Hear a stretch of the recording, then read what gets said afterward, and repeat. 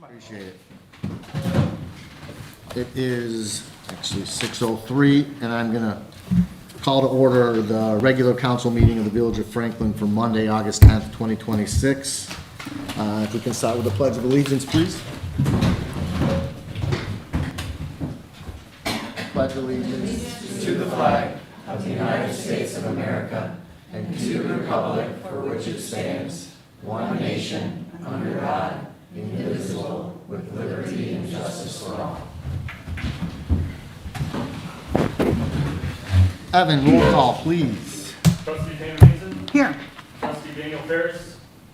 Trustee Abigail Gates. Here. Trustee Angelina Salaka. Trustee David Solly.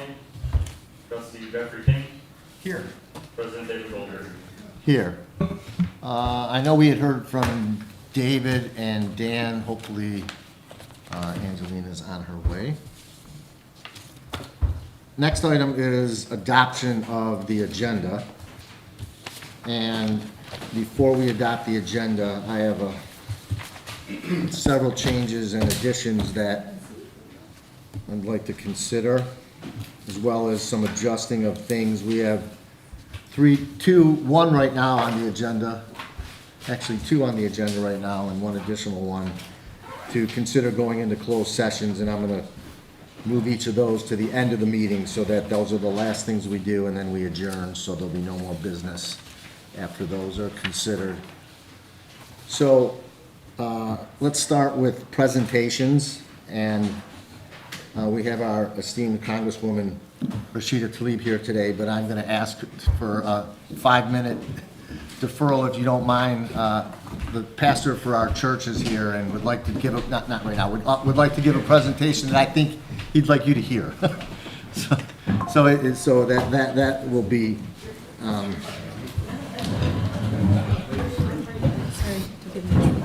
So that would be presentation A is a 5-minute presentation from Pastor Pohl from the Franklin Community Church to discuss their community center project. Then we have an item D, which I'd like to change to consider going into closed session to receive a legal opinion on the appeal request for tree replacement at 26741. We're going to move that to the end as item H. Item E will become item D. Item F will become item E. Item H will become item F. And then item I will become item G. Item G will become item I, which is considered going into closed session for purpose of discussing an ongoing matter, which is the fraud situation. And then the last is going to be item J, which is to consider going into closed session to discuss a personnel matter. So those are all the changes that I have. Evan, were you able to follow all that? Does anybody have any other comments on the agenda?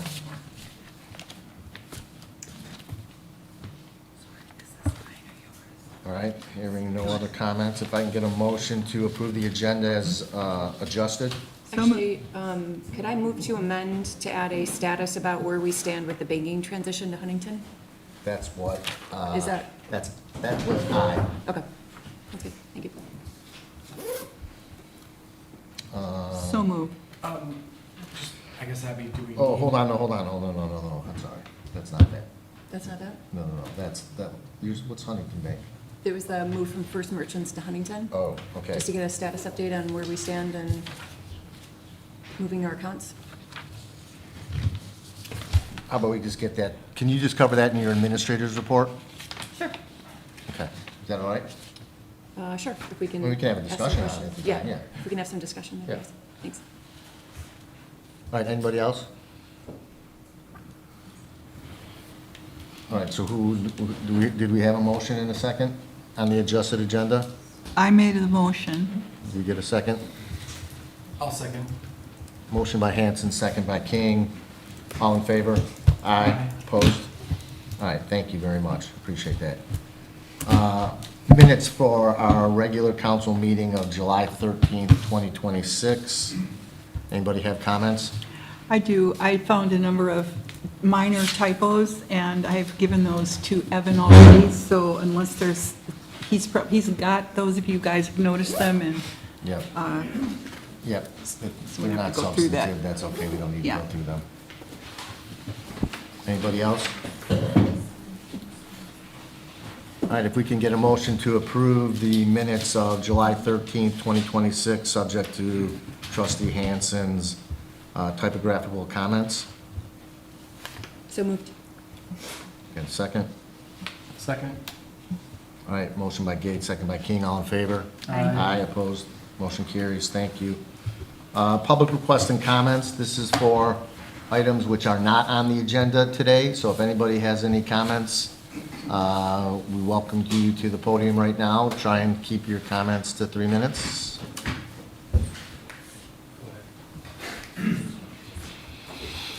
Day? David. Ron Riami, 32692 Ravine Drive. Congratulations on getting the extra money for the town. I think that's great. But I am concerned about money, and I'm specifically concerned about the $985,000 that we can't find. I'm not a lawyer, thank God, but I do have a lot of experience in business, software, security, banking, etc.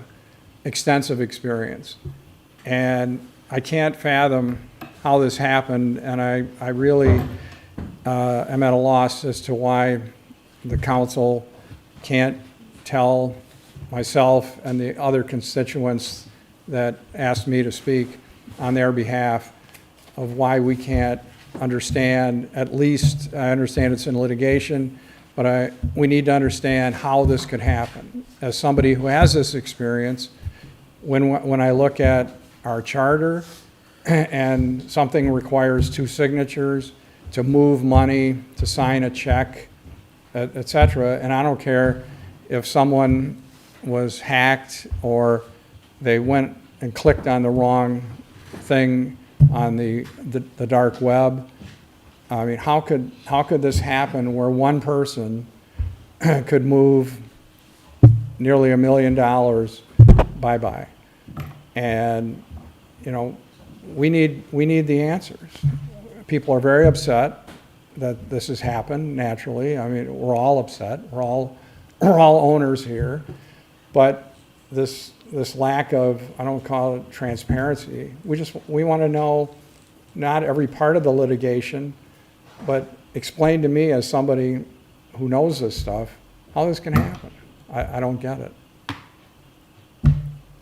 And that's what I need to know. And there's a lot of other ancillary questions, but that's the one to start with. Okay. So, And we've been addressing it as time's gone. We're going into closed session to get another update. We've retained an attorney who's in communications with the other parties, and it's an ongoing process. That's all I can tell you right now. but you can't tell us how The this could specific occur. details? I'm sorry? The specific details? Yeah, of how, What, we've been giving updates as we go, so there'll be an update in the near future. Ron, you know I can't sit here and have a dialogue with you during closed session, during public comments, so we hear your comments, we know everybody's concerned, we're working on getting it as much information out as possible. Doesn't change what happened. Anybody else?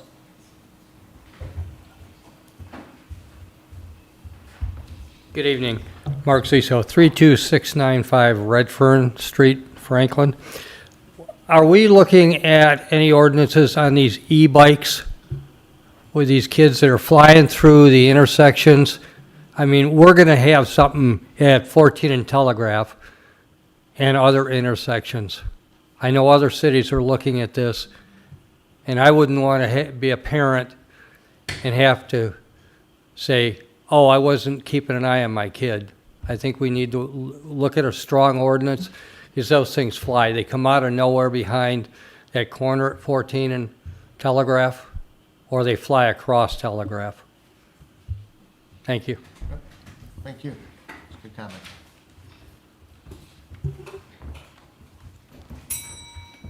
And McNeil Vincennes, in relation to the missing money, can you at least tell us, is there an independent investigation in progress? We've spoken on this several times, Ann, and you were at the meeting most recently when I spoke on it. The FBI is investigating it, the police are investigating it. The FBI's been involved with it since 5 minutes after the money was taken.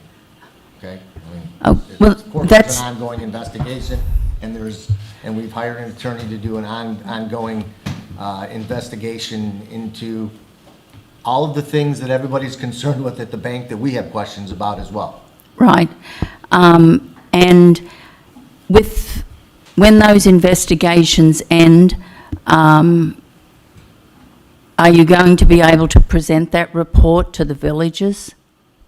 Suppose, I'm not in a position to make commitments on that, but yeah, once That would it's be done, then helpful. that's all the information can come out. Thank you. Police never speak when there's an ongoing investigation. You guys know that.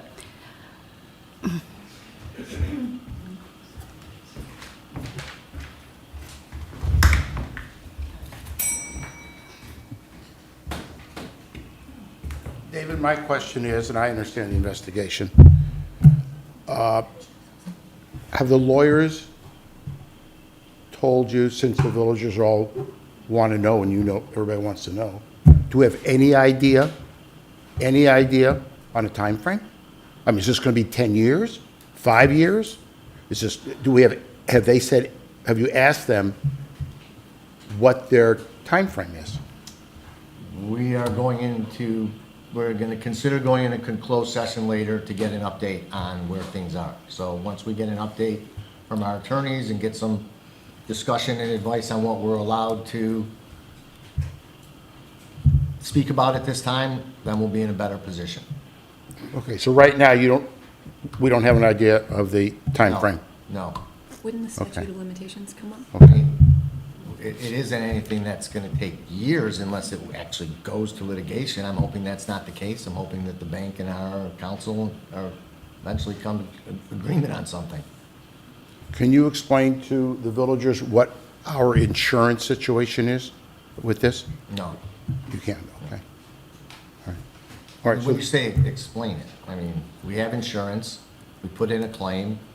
how much insurance can I ask? I mean, No, at this time, no. Because this isn't supposed to be ongoing dialogue. We have a busy agenda, so no, I'm not getting into that right now, guys. okay.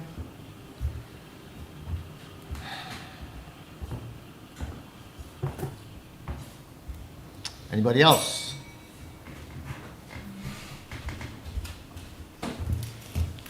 Sarah Greslick, 24520 South Cromwell Drive.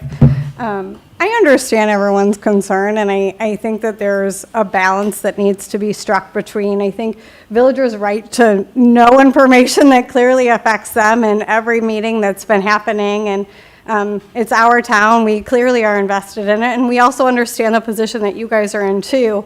And I don't think that it's not even a lack of transparency. I don't think, like, you guys just saying, hey, we've had a discussion about this, case closed, I don't think that that helps people feel like their voice is being heard, or that the space is given to them in a public forum, in a public comment time, to be able to express their worry that it is being handled. And we get that there's closed session for specific reasons, but I would just think about maybe that, recognizing that it comes from a place of care and worry about the town that they love, and it's not coming from a place of judgment or trying to be mean. It's just wanting to be informed and feeling like their concerns are also being validated and heard for what they are. So I would just caution that, how we handle it is just being done thoughtfully.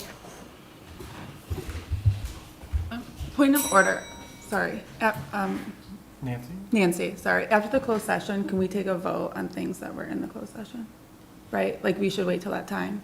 You would need to wait till after the closed session. All votes would have to be done in public. Okay. Yes. But any votes related to this topic? since we're going into closed Any session on votes this going topic. into those topics, and then as you enter the closed session, you would want to add to the motion to go in, to say to include vote as necessary following the closed session. Okay. Just so that's clear, or you would need to officially amend the agenda to add that, but you can add that language to the motion. Okay. Yeah. Thank you. Anybody else? All right, I'm gonna close the public comment. Reports of village officers. I know Chief is out of town, so we have his lieutenant. How we doing? Bob, how are you? I am obviously not Chief Lawson. Lieutenant Delosky filling in. He's out of town with his daughter. First of all, I would be remiss if I didn't say a huge thank you to the residents on behalf of myself, Chief Lawson, all our department, for your support. Very much appreciated. Your belief in our department. Oh, sorry.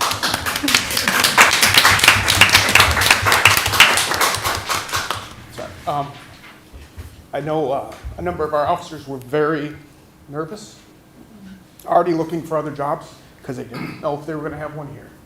So, happy to say, they're all happy. They all want to be here. We're happy to be here. Thank you very much. So, residents, thank you. Council, thank you. Administration, thank you. Very much. So, sorry. But this enables us to continue to provide the level of service that you expect, that you deserve, and we're all in this together. So, most of what we do, most of what our action that we take comes from somebody calling 911, from somebody seeing something that doesn't look right. So please, if you see something, call 911. Don't. We get all the time where people say, well, I wasn't really sure. It was probably not a problem. Call us.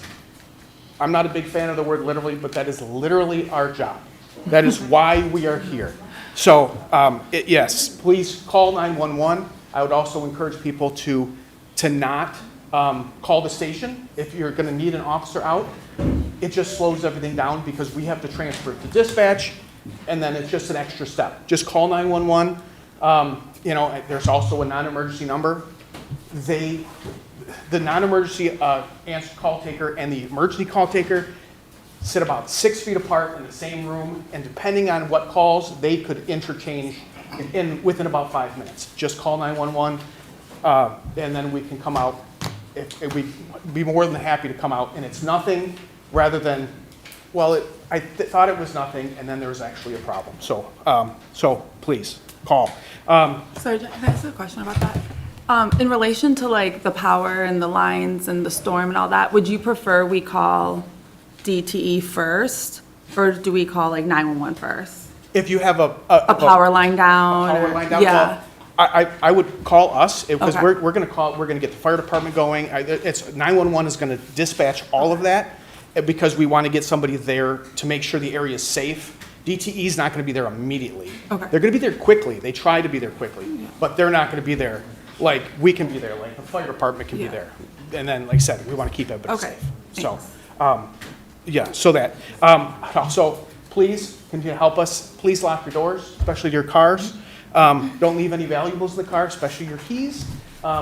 It continues to happen, unfortunately. We have a very nice, very safe community, but we have a nice community, and people have nice homes, and there's never going to be a shortage of people who want to take nice things. So please lock your car. Don't leave any valuables in sight. Take advantage of the programs that we have. Talk to us about it. The house check program that we have. If you go out of town, some people are not aware of the house check program that we do have. So if somebody is, for those that aren't aware, if you're going out of town, you can let us know when you're leaving, when you're going to be back, and some details about it. That way we can go by and check your house, make sure everything's safe. And just an example of that, because it's not just that somebody broke into your house. Within the last 2 weeks, we had one of our officers, Officer Allen, was checking a house that was on the house check program. Went around the house was secure, but she heard what sounded like an alarm coming from inside the house.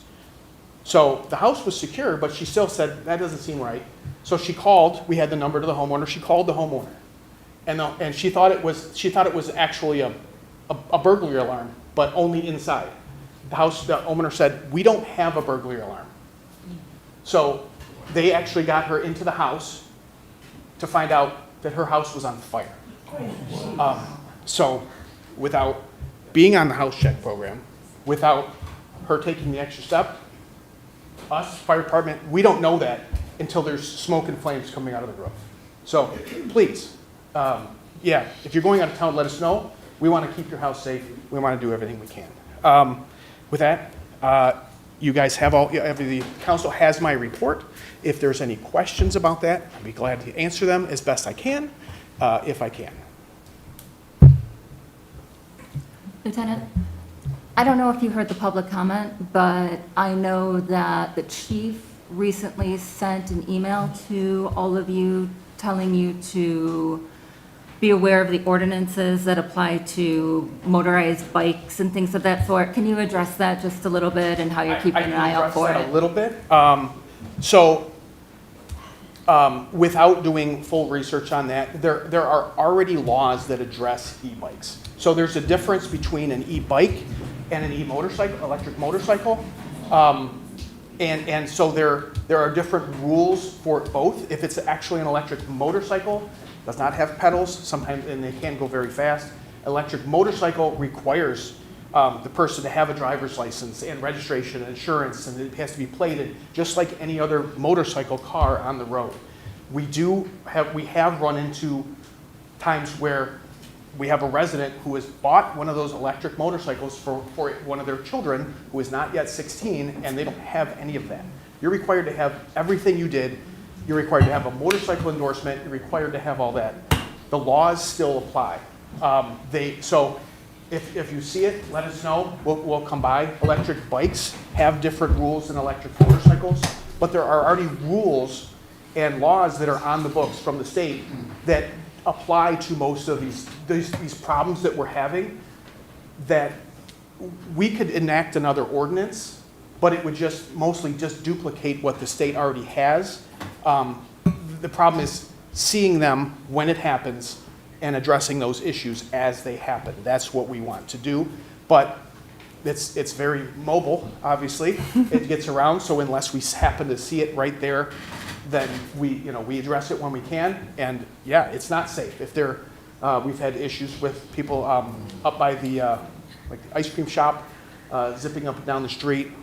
If we see it, yes, we're going to address it. If it's unsafe conduct, if they have to stop at stop signs, they have to do all of that they should be doing, and they're still ticketable. Hopefully that answers your question. How does this relate to other micro-mobility items, like scooters? Like e-scooters, for instance, or like other things that kids might be tooling around on? So Or like off the go-karts? top of my head, I'm not positive. That's something that I don't want to misspeak on that, but I know that the rules, the motorcycle is definitely different. It's in a whole nother category than, scooters and things like that. And a lot of it has to do with how fast they go, and especially the electric ones accelerate extremely fast. So they're in a whole nother category. They're with any motorized vehicle on the road. But, and they also, an electric motorcycle, it can't be on the sidewalk, where an electric bicycle is allowed to be on the sidewalk just like a regular bicycle, unless we were to put a rule in that says it can't be on the sidewalk. That would be something we have to make a specific ordinance. That would have to be an ordinance for.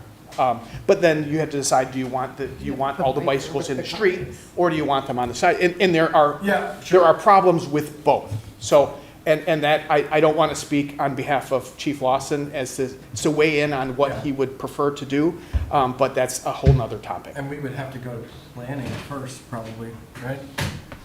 Yeah, by an ordinance, for sure. There are other communities have addressed ordinances, but like I know Birmingham was having a problem with bikes and things like that on sidewalks, so they were going to address it. I don't know where that stands. Do you think next meeting you could give us any data or stats on if there's been any incidents within Franklin with e-bikes or e-scooters? You mean like tickets, things like that? Not Or anything that was tickets, ticketed, just but- like, I mean, I don't think, would you guys give a ticket, but like incidents like what we heard during public comment? Like, was there any injury or anything like that? So that you know of, maybe in the last 6 months? I'm not aware of any injuries, Okay. but that doesn't mean that there haven't been. I'm not aware of any injuries, but just because there haven't been an injury yet, doesn't mean that it's not a No, I safe know, ride. I was just But wondering if you had any data, like, it's not we- like we- the we last could week try. there was Yeah, like we 6 could- We could put that incidents. together, and if we could get more specifics on what you want, Yeah. we could provide that as well. Maybe on the other side of that too is encouraging people, if they are legal and residents can ride them or drive them, the e-bikes in particular, could we do some sort of safety or announcement or training for, I mean, if parents do have their kids on e-bikes and they are legal, can we get ahead of it and encourage people to do the following things to make sure that they're safe on the roads? Like, could that be a program that the police department might consider if this is here to stay and we can't do anything about it? There's no Yeah, I don't think superseding. e-bikes are going away Yeah. anytime soon. I will say, I have one. I love it. When we first got it, you know, my wife got an e-bike, and to me, it felt like cheating. I was gonna use my bike, and then I started riding on the hills in Franklin, and I was like, I need an e-bike. So, Yeah. because I'm not 20 anymore. So yeah, I don't think they're going away, and they're gaining in popularity, and they're not that expensive. They're gonna be around. So, yeah, the more we can do, the better. Yes. I want to add support to what trustee Gates is suggesting, is get out ahead of this, have some, like a Saturday morning in the park, you know, session with the police department to talk to parents and kids about safe operation within whatever rules we have right now, which sounds like they're probably adequate, but it seems like starting that conversation with parents makes a lot of sense. Yeah, once again, without speaking on behalf of Chief Lawson, but I'm pretty sure, knowing him, he's all for it. He's going to be all in on that. So, yeah, we can arrange to get this together and get the word out. I know we've already posted something on our department Facebook page. We've discussed, we've posted what you can and can't do, and depending on what e-bike or what motorcycle and what you have, but more information is better. Can we make a motion to do like a PSA for this? No, not right now. It's enough for e-bikes, thank you. I don't mean to step in. If we see something, like what I saw at Telegraph in 14, can we call you guys and try to give you an idea of where that they're going, so maybe you can catch up with them? or- Absolutely. Okay. Yes. Yeah, call us. Call 911. I mean, like I said, whether or not they're still in the area, but if we can, yeah, we'll call us immediately. Okay. You know, just like with anything else. If you see something that doesn't look right, call us. We'd love to help. Thank you, Lieutenant. Thank you. Chief Haberbuck. Good evening. I'm going to do things a little different tonight. And if you don't like it, you can fire me. I'm kidding. Did that wine work well at Bingham Farms? Going to be using that in 2 weeks. Okay. 2 weeks. Now, I just wanted to let you all know, this will be my last meeting in Franklin. I wanted to take the opportunity to provide thank yous to my firefighters, my Board of Commissioners, bless you, the council members that I've had the pleasure and honor of working with, village administrations, as well as those people that have called us in their times of need. It has been ever-changing, life-changing to be able to find someone having their worst day ever and try and make something good come of it, whatever that might be. And it's not just me, it's about a team. And while I am one person who will be leaving, there is an entire team that remains.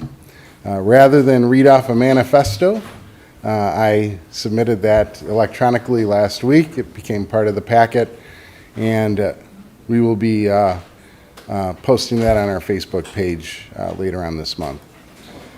With that said, though, the Fire Department Board of Commissioners has brought on Kevin Church to become the interim fire chief. Kevin is right here behind me.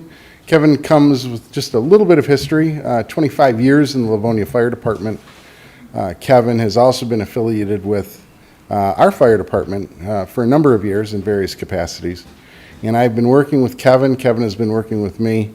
We've been working together for 3 weeks now towards a smooth transition. So we have been going through the paperwork, the processes, the people.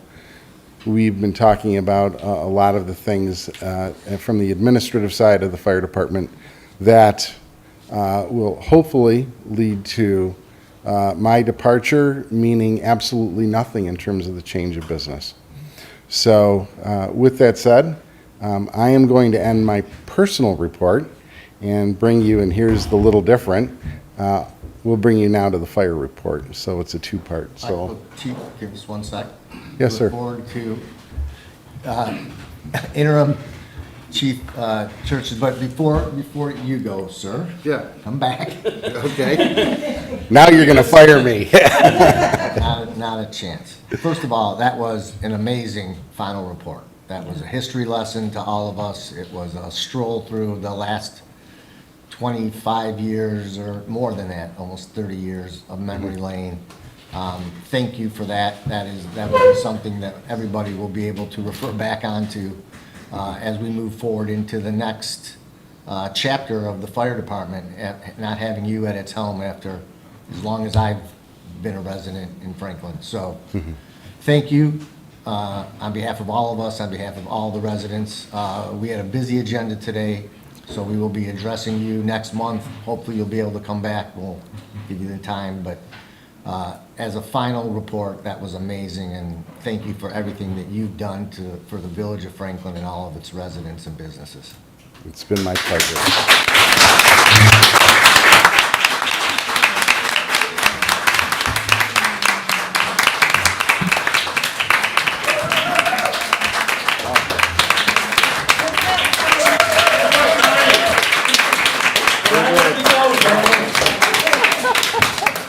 I've seen your agenda. Sit down, please. Thank you. Anyway, you're welcome. Now, Kevin, welcome. Thank you. Hopefully in 20 years, you'll get one of those. I just hope to be able to do as good of a job as Tony's done. My goal is to run this department, fiscally responsibly, to meet our ever-growing needs of the department and the village residents, and working along with the commission, the fire commission, and this body here. I hope we can accomplish some great things going forward in the future, and I hope I don't let Tony down. And with that, you guys have received the written report. I just want to comment on a couple notable runs. Both of them happen to be fires. As the lieutenant was saying, they were doing a house check on a vacation check, and they heard the fire alarm going off inside of the smoke detector. And for that run, we had a 2 minute 15-second response time from the time we got the call to the time we got there. So that's really good. And the other run we had was a garage fire that was found by the homeowner. She could smell smoke while she was sitting in her house and opened the garage door and saw smoke and flames and immediately shut the door and called us. That run response time was about 3 minutes, which is very good for the fire service. We were able to extinguish the fire quickly and kept the losses to a minimum. Both these fires, they did not have automatic fire alarms. So one was noticed by the homeowner. The other one obviously wasn't noticed by anyone until the officers got there. So it's important to note that fire alarms, they save lives, they save properties. In our weekly newsletter, I'm going to touch on that. Put out a PSA. Having everyone think about upgrading to an alarm. And I know you get, discounts on your insurance and stuff too for having that kind of stuff. So, good idea, makes everybody's job easier, safer. So, that's about all I have. Awesome. Thank you both. Thank you. Thank you. Appreciate both of you. Yep. Sorry. Yes. For clarity, Yes. is interim mean you're acting or? Yes. Okay, so They're you gonna, haven't, they're gonna do a search for a full-time fire chief, and okay, hopefully I'll be involved in that also, so. okay, thank you. Good. Any other questions? Anyone else? Nope. Okay. Thanks, guys. Yep. Thank you. So Jody is not here today. She submitted her treasurer's report, and it looked like the year-end, final year-end budget. Does anybody have any questions, or otherwise we can? I have a que- Are we gonna get a, actual to budgeted for last budget year? So we know like what we budgeted and what we actually spent? The budget year ending June 30th? Yeah, Okay. that's just something, a report that you can print to Okay. BSNA. Okay, so we I know. can send that to everyone. Okay. And then, do we have a,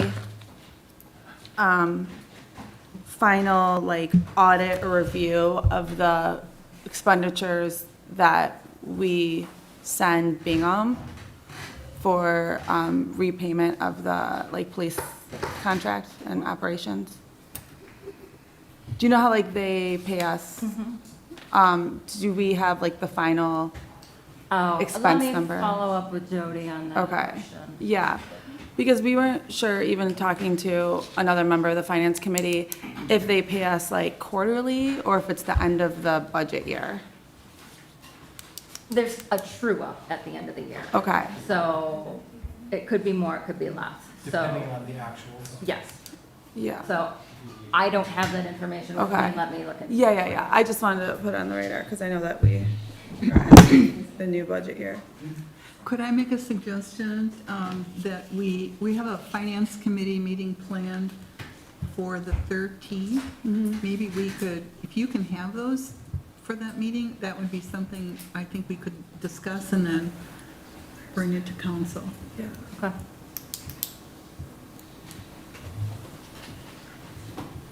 Okay. All right.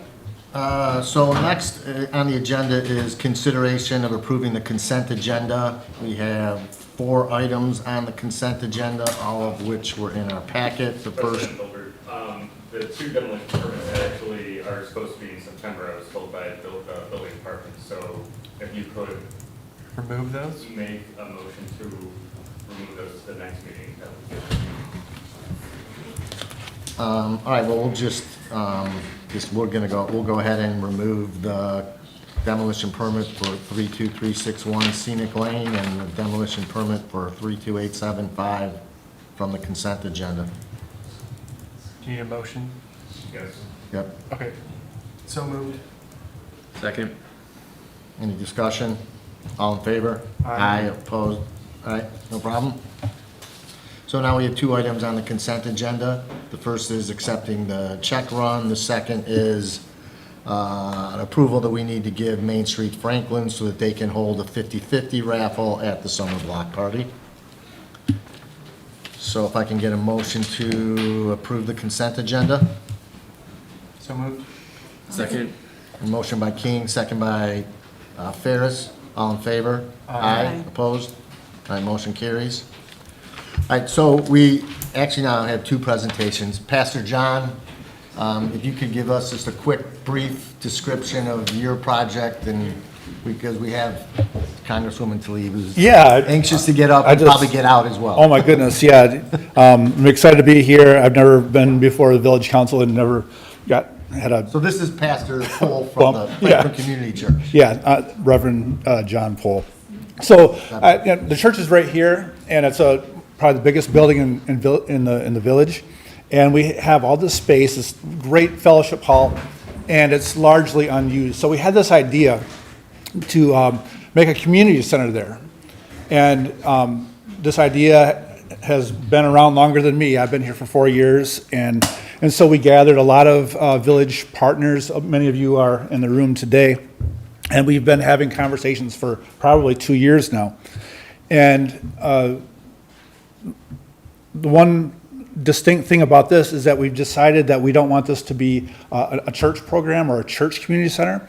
We want this to be strictly for Franklin, the village. So we're moving toward making a nonprofit, a 501c3 nonprofit, and it will be administered by that organization. Of course, the church still owns the property and will be an important part of partnership in that endeavor. But we envision it being a place where there is cultural and educational and all sorts of programming, because we have so many good organizations within Franklin that love this place, that work hard for this place, but there seems to be a lack of a gathering place. And so to show our seriousness, the congregation just last week voted to approve $30,000 toward retaining a consulting company, Partners for Sacred Places, to come in and do evaluations and do community mapping and do all those things to get us to the point where we can make a really good decision and do this right. We didn't want to come before the village and say, we have this really great idea and we're open, and then just have it flounder. We wanted to bring in all the community partners, and we wanted to hear what you all wanted. We wanted to know what Franklin needs. So we're really excited about that. So right now, we are, like I said, moving toward that 501c3. We are we'll be looking at our bylaws for that this upcoming meeting, and we are just so excited. So I hear there's some pain in the room, some wounds, and I just hope that this is a joyful thing that you receive, because I think it's going to be good for all of us. And if you have any questions. Anybody? Yeah. I know that the project's been going on, and I know it's really starting to pick up some steam. Yeah. But it sounds like, something that would be super beneficial to the community, a place where somebody can go and rent it together and have whatever meetings, or you have your kitchen. Yes. So the whole thing sounds pretty exciting, and we look forward to hearing more about it as it grows, and anything that we can do to assist in making that happen. Thank you. When the time comes to deal with zoning. Appreciate that. Pam, did you go? Well, I just wanted to mention that the consulting company, Partners for Sacred Places, Yes. is actually an organization that works with Main Street, Oakland County, and it was really facilitated by Main Street that got you guys to them. And, their proposal is amazing, and I think it's going to be a good outcome, a good Yes. product, for sure. Yes, that was a good, John Bry connected us with those folks, and it's turning out great. Excellent. Anything else? Thank Okay. you. Thank you. Appreciate it. Yep. All right, next, and I guess finally.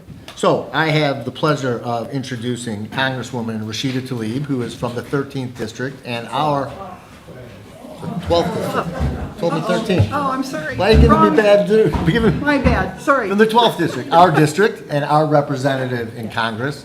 Thank you for being here. I know that you want to address us as well as a presentation, and I know you have with us Elena Burke, your aide, and thank you both. So Elena Burke, you're going to see her a little more often. She'll come back and tell me all about the $1 million and all that stuff. We'll talk about it later, but she is basically my eyes and ears on the ground. And Elena Burke is actually a community organizer, tutored young people. This is her first full-time job outside of college. We're very proud of her. No, really, she's had like 4 or 5 jobs doing all kinds of community events. She's also an urban farmer. She's just an incredible person. So we're really excited about having her on board. But I'm here because I wanted to come and share that I got you money. But it's for the Village of Franklin pedestrian and bike path. So the project's going to repurpose a partially abandoned utility easement to construct and install a pedestrian bikeable and a bikeable pathway. This came from the village and worked with us in the prior administration, prior council, and I know Bill's here. He was very, very incredibly helpful, again, to connect. We didn't submit anything this year. I just want you guys to be aware, because I think it was during the times of transition, but think about some ideas of what to submit. And I say this lovingly because I'm urging Bingham Farms, Beverly Hills is every year they're putting theirs in. This is earmarks, basically, community funded projects, and I always put one aside for the village. of Franklin. So think about ways that we can fill in gaps, especially because of, I call it gap funding, maybe that you have a project ready and it just needs a little bit of a push. You can submit that to our office and we'll work with all of you to get that money. We get 15 projects every cycle now. We used to be 10. And again, we'll be making sure it's geographically diverse and that the village gets at least one slot. And we had a slot available. Again, we just couldn't make it work. I know it was really hard. It was during the time of transition because you have to do letters of support. You have to put all this submission in and plus possibly talk to all of you in approving it as well. But we should be getting that money soon. There's the whole process with the federal government, but it should be easy. But yeah, you have a historic commission. You have a number of really great places that you don't have that extra funds, but you can definitely submit it as long as it's obligated and spent within a year. Thank you, because you and your staff were wonderful in urging us during that Yes, time period. yeah. And I know we put pressure on you guys, but it's no, important. that's great. But And you'll we see, it's appreciate really that important. support. Yeah. And we have an infrastructure committee, and the infrastructure committee will definitely be working on those types of things this year, so that next budget season, we do have some projects in the hopper. I'll give you an idea of what is very popular and very bipartisan supported is we got a new fire truck and an EMS truck for Inkster. We submitted for Dearborn Heights, who needs a new firehouse. I'm just saying these are some, Beverly Hills is constantly submitting for their water infrastructure needs because it's a big issue. Well, I'm just saying, I know, I'm giving you ideas but all of it's public. For us to submit, we have to publish it on my website so you can see. Now, know that we publish what we requested, and then they don't always give it to us. For instance, I requested $5 million for home repair dollars. We got I'm taking it, 2.1 million for home repair. But we worked with like Oakland County or Habitat for Humanity. We got 3.1 million for home repair for Southfield. But these, yes. Oh, you got ideas. Yes. We do want to give you guys a certificate and submit it. I grew up with Publishing Clearinghouse. So you remember how they showed up with the big check? Yeah, I used to cry. We didn't bring balloons this time, but yeah. Where's the balloons? Yeah. Is there an allocation dollar cap per geography, or is it based off of any? No. Okay. So Yeah, so I can tell you, it's up to whoever's in the majority, and the chair of the appropriations will tell you, okay, 501c3s can apply, which is something they changed, where I could have went directly to Oakland County, Habitat for Humanity, Oakland County, but I couldn't. So Southfield had to be the applicant and the primary submission of the application. Same thing here. Village of Franklin would have to submit on behalf of maybe another project or a person, but you all would be the one submitting the request. I'll tell you, they one year they did come up with a cap. I think it was like 4 million for certain projects. But I find that water, fire, public safety, that those are usually very successful in submission. But it's when I start talking about rec centers, for instance, we got $2 million for Redford. Redford is part of the 12th Congressional District, and they have a rec center for the first time. It's beautiful if you ever go look at it. It's very humble, but it's really, really nice. It's for kids, families, seniors. It's beautiful. And so we were able to provide the gap funding, but we couldn't call it we had to call it a wellness center. So there's different things, but we work with you all. And we work with the subcommittee chairs, Republican or Democrat, and we work with them to submit it. And we've so far been able to get $68 million back to the district with all the different projects. So what about the restoration of a historical? Yes, I heard about that, Office of a small village. Yeah, in Franklin. Bill showed it, the white building. He showed No. it. This one. Oh, this one. Oh, I thought the Historic Commission. Okay, yeah, we can work with all of you in submission. But again, remember, you have to obligate it within a year.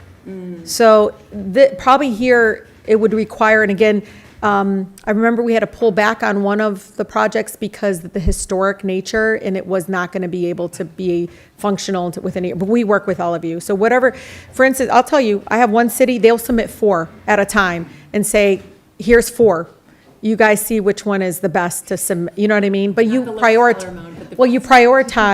the one that will get through the subcommittee without, because like, I submitted for 2 fire trucks. They only gave me enough for 1, but enough of money was there for the EMS truck. But we really needed 2 fire trucks in Inkster, but we made it work.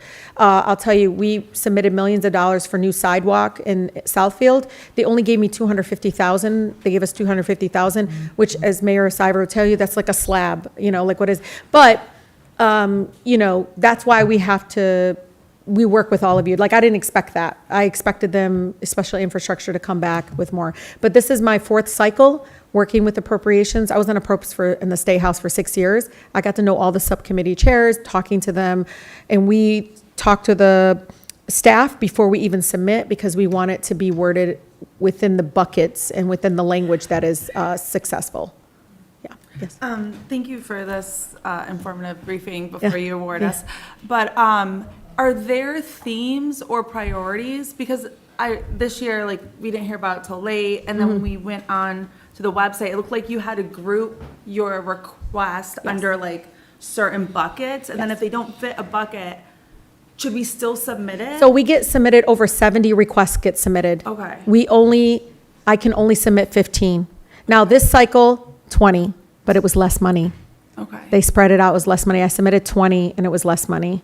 So I did a bunch of school districts this time to include a lot of the school districts. So I fill in the gaps. Is it SLED? All SLED gets like state, local education? Yeah, so any government now, if we get a majority, it probably will change so we can allow nonprofits. Okay, but it's just SLED for Mhm. now? Okay. Rashida, this was one of 9 pathways that we Yeah, identified. yeah. So there's plenty more pathway work.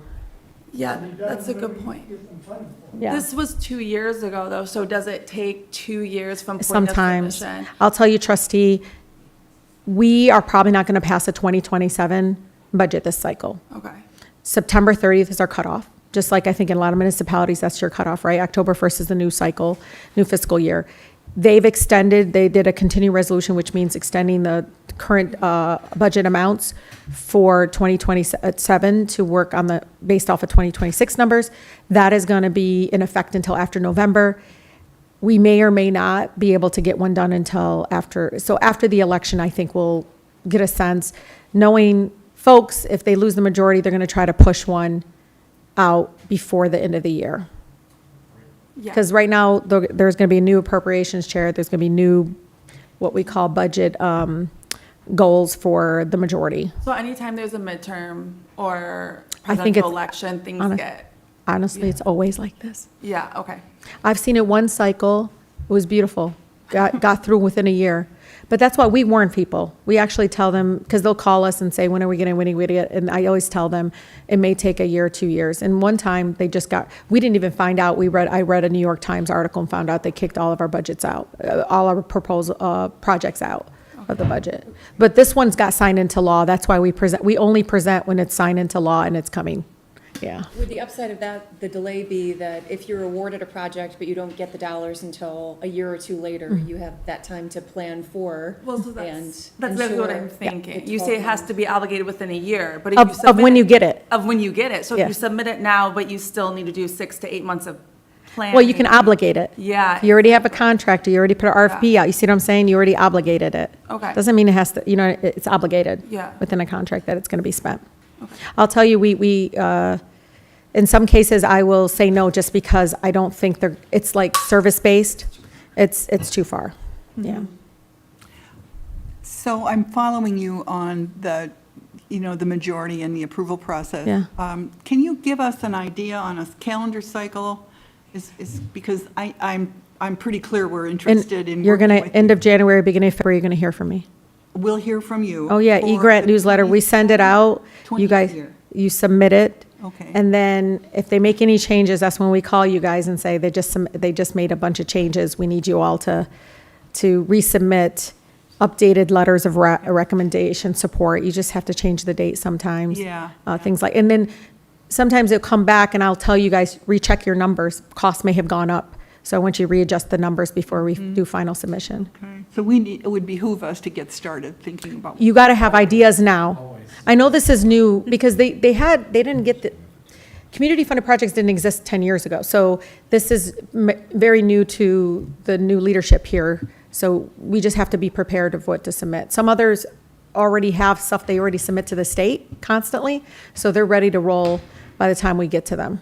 Does it have to be owned by a single entity, or could we do like a joint project with another community? So you within have to be the district? applicant and a receiver of funds, Okay. and the project can be in partnership, just like Southfield submitted to HUD we submitted 4 million, we got 3.16 million for home repair, aging in place.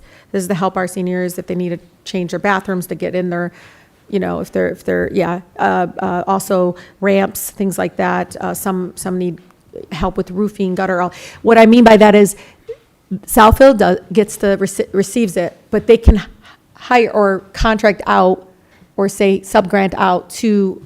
Another entity. Yes. Yeah. So Wayne County submitted on behalf of Boys and Girls Club. You see what I'm saying? Yeah. Yeah. Yeah. Yeah. Sorry, I just. And this is separate and. This is really helpful, yeah. Separate and distinct from CDBG funds from HUD. Yes. No, it doesn't count. It doesn't count. I asked early on. Doesn't get counted. Now, lead abatement, the state doesn't like it, but doesn't get counted against you all. But lead abatement is huge. Redford, all my cities submit for lead abatement, most of them. And that, unfortunately, sometimes will get calculated towards the amount of money the state gets. But I don't want you guys having to compete Yeah. and wait years and sometimes being offered a revolving loan fund versus the direct grant. And that's why I've been trying to get Redford needs clean water, Inkster needs clean water, Garden City needs clean water. Every single community, I get notices from the state who are high amounts of lead. I haven't got one for the village, but yeah. We all have our own filters. Well, they test the water. Yeah, they do. Yeah, they do sample testing.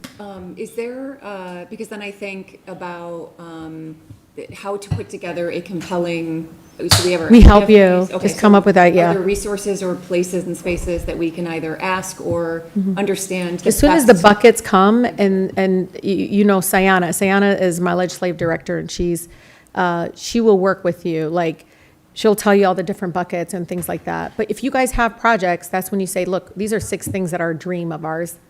The building here, more bike path, historic commission work, whatever, it is. Because now that I have 20, I could, especially if you guys didn't, so one city didn't submit before, I submitted 2 this time for them. Because they're counting and then they're watching. They're like, you didn't submit anything. I said, you didn't submit it on time. Yeah. Last question, I promise. So we've got an infrastructure committee that Yeah. would represent many different areas within the village, including things like pathways, Yeah. or it might be a way to create more community spaces downtown. Could it be an obligated project with a few different project goals? It's not one specific, so it could be a way to do. Yeah, so I don't have City of Wayne, we don't have City of Wayne in the 12th Congressional District, but they just got a brand-new amphitheater. And we got them $500,000 for the amphitheater. They just opened it up. It's incredible community space. It's incredible, but it was one part of a larger project. So they have a splash pad they're trying to put in. They're trying to put in a kind of exercise or for many of our disabled neighbors in Wayne, wanting a playground for our kids there, accessible playground. But all of it is a bigger project, so they took pieces of it. Hello. I swear we should bring kids and pets in the Congress on the floor. It would really make people calmer. So I think that it definitely could be a piece of it, yeah. So for instance, Beverly Hills submits, they have all these projects and things that they've been talking about for 20 years or 10 years, I think they told me. And so they give me a piece of it every cycle. Yeah. They said, this is our next phase, this is our next phase, this is our next phase. Yeah, dream big. I can't be there forever, but I will definitely always put a slot ready for you. That's why I pressure you guys. It's just because I don't think you realize, Village having to compete across the country for these dollars is too hard. I know that. It's always major cities, and I'm born and raised, live in Detroit. They can apply directly to the federal government. Smaller municipalities cannot. You have to rely on the county and others, yeah. Is there anything we as a council and a municipality can do to better engage with the federal government aside from this, as far as like voter turnout or any like nonpartisan ideas for our residents to take more advantage of the programs by the federal government? So we have newsletters that we send out with the different programs and resources, and we have an e-newsletter. Do those go just to us, or can they go to residents? They go to residents sign up. It's mostly residents Okay. that sign up for the e-newsletters. If you don't get it, you can. And, you can skim through and find things but everybody I meet with, wherever I'm at, it's almost like a journal of my week. Okay. of people that came to visit us, what bills we signed on, what letters we're leading, things like that. But I can ask you all, you have 2 senators. They can submit projects separately from me. That was the Green Project. We were going through Jeremy Moss. That was for the state. I was talking about US Senate. So No, the state can do, Yeah. the state is they call it something different, but it's federal dollars. Yeah. They got a bunch of ARPA money, American Rescue dollars, and that got sent to the state, and that's where that money is coming from too. But they've created their own system to put money in for different projects. But you have 2 senators that can also submit. I don't know, one of them specifically, I'm not going to go into detail, but one of them specifically will only do large scale, like universities, hospital. I won't do, no, we do local municipalities. Yeah, that's why you see Livonia, you see the different municipalities mostly from us, and Boys and Girls Club, and different projects that are more county-wide. Yeah. All right. Well, this comes back with us because we pre-write it. But this is for you guys. I don't know if you guys want to stay there and I can come behind you and hold it up, or you want to do that? Okay. That'd be great. First of all, I do want to again recognize former President Lamont, who was integral in putting this together.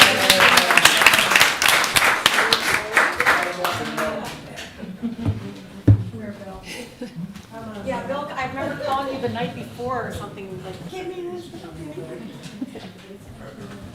I'm gonna try to hold it up. Is this okay? All right, this is not how they do it on the Publishing Clearinghouse.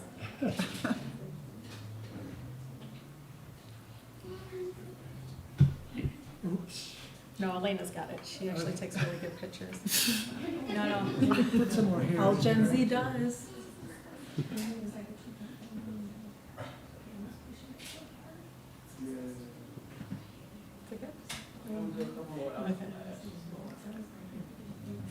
I think there's enough for you. You got one.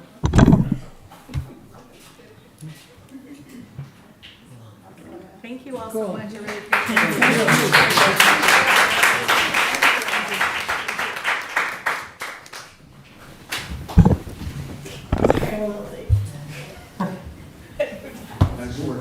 It was Bill, it was Jeremy and others. That was my whole shtick. But I'm really happy she's plugged in now. Yeah. Whatever. Who's Sheeta? She. Sheeta.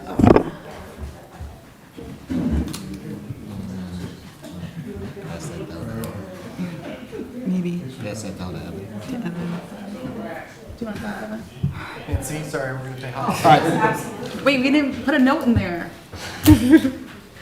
All right, that was wonderfully helpful. I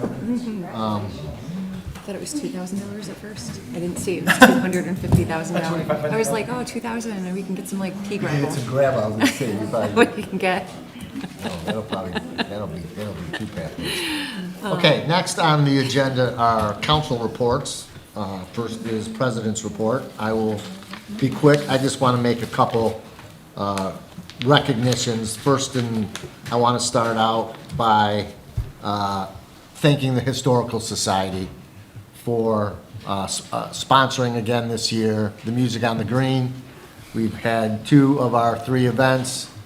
We've had wonderful weather, we've had wonderful turnout, wonderful music. It's great having everybody on the Village Green in the summertime, enjoying each other, food truck. So thank you to the Historical Society for, once again, putting that together for us. Looks like they've collaborated with the FCA as well. I believe it was the FCA that was involved in getting the blow-ups for the kids, which made it a much more enjoyable event for having the kids down there who might not care about 1970s rock and roll, but they at least got to have fun. So again, thanks to both groups for that, and the FCA for their ongoing projects. The sleepover, which had some rain, but all of the different events that we've been having from the FCA and getting the newsletters is very helpful. So thank you to both of those groups. I'm sure most of us have seen, but a thanks and a kudos to Jay Farner and his team for opening up Twist on Main. It's been wonderful seeing bodies downtown in the summer. We've long been missing the ice cream that we used to have at the farmhouse, so that's a wonderful addition. And for those of you that don't know, I believe they're open daily 4 to 10 for ice cream in the building that used to be the consignment shop and is now part of the Franklin. So thanks to them. And then last, a thank you to all of the residents of Franklin who supported our police department and approved the police millage. It was an excellent choice. Everybody will be proud of the decision that they made. We will have an opportunity now to properly fund our police department, free up funds for the village of Franklin, and I just want to thank all the residents who voted in favor of that. There was still a significant number who did not support it, and I still welcome the opportunity to meet with any of you to discuss the situation and see where maybe you were misinformed. So my own thanks to everybody that participated in that. And then lastly, although Lieutenant Midlowski mentioned it, a special call out to Jessica Allen, the officer on duty who, in doing a house check, essentially saved the people's house. There was no one there. It was late night. That house could have burned to the ground before anyone knew it. So amazing. Timing is always funny. We're, supporting our police department, and then we go and see what amazing things they do. And those house checks, which you don't get in other communities, maybe save someone's house. So special kudos go out to Jessica, and that's all I got. Anybody else want to comments? Jeff? Start with that at the end. I have liaison report. I don't know if you want to wait. No, let's wait on reports. Okay. Yeah, no comment. Angelina? Yeah, so I have a question about public comments. So sometimes you read the public comments that are submitted and you say what they're about, and other times you don't. And just as a matter of process and, So the public comments we get today were for an agenda item. oh, so if they're for an agenda item. It's not a public comment, it's for an agenda item. I'll recognize her letter when we get to that item. Okay, and then if it's not for a specific agenda item, I recognize it at the public okay, comments. okay, Yep. I just wanted clarity on that. Yep, no, I And didn't miss it, but thank you for pointing it out. Yeah, is there a time too that, the residents need to submit public comment by? Or is it just before the meeting? Sorry, before 4, you said? 4 o'clock would be great. 4 on the day of the meeting? Yeah. Okay. Right, but I just want to clarify, and I've had a couple conversations with Dan Kelly about this, and he clarified for us that public comment is public comment. It is meant to be done in person. So if somebody sends something in writing, it can be submitted to the board, but the board does not have any responsibility to read it out loud to everybody. Okay. So if it is important to the residents to speak during public comment, then they have to come here and speak. Okay, is there any way we could, like, write this down and just put it on the website, so that way people know, like, if you submit it, it won't be read, it can be will be sent to the included, board. just so everyone has an understanding of, like, why aren't they reading my letter? Or, oh, I should be going to the meetings because it's not received the same way. Right, okay. Yeah, We can I do think that. that would be helpful. Thank you so much for clarity, thanks. Yeah, President and Colbert. typically I do recognize the letter and try and give a brief synopsis of it, but no, we don't take the time to read it verbatim into the We record. could be here reading forever. Yeah, I just want to make sure that the public sure. knows Yep. there's a difference in. No, absolutely. Thanks for pointing that out. Anyone else? I have just a comment. Yep. I'm picking up on a conversation that we have had, didn't act on it, but council had talked about hosting some listening sessions, community conversations, quarterly or from time to time, where people, we would have it at the church or here, and people could ask questions, get answers to questions that they have. I'm wondering, Rachel, have you had any chance to move ahead on that particular activity? No, we never talked about it. I submitted it like 4 times for agenda, but never made it through legal. We talked about it briefly at legal. I am doing that right now. Oh, okay. Is I know, I'm bringing looking forward to it. bringing It was just back. never made an agenda.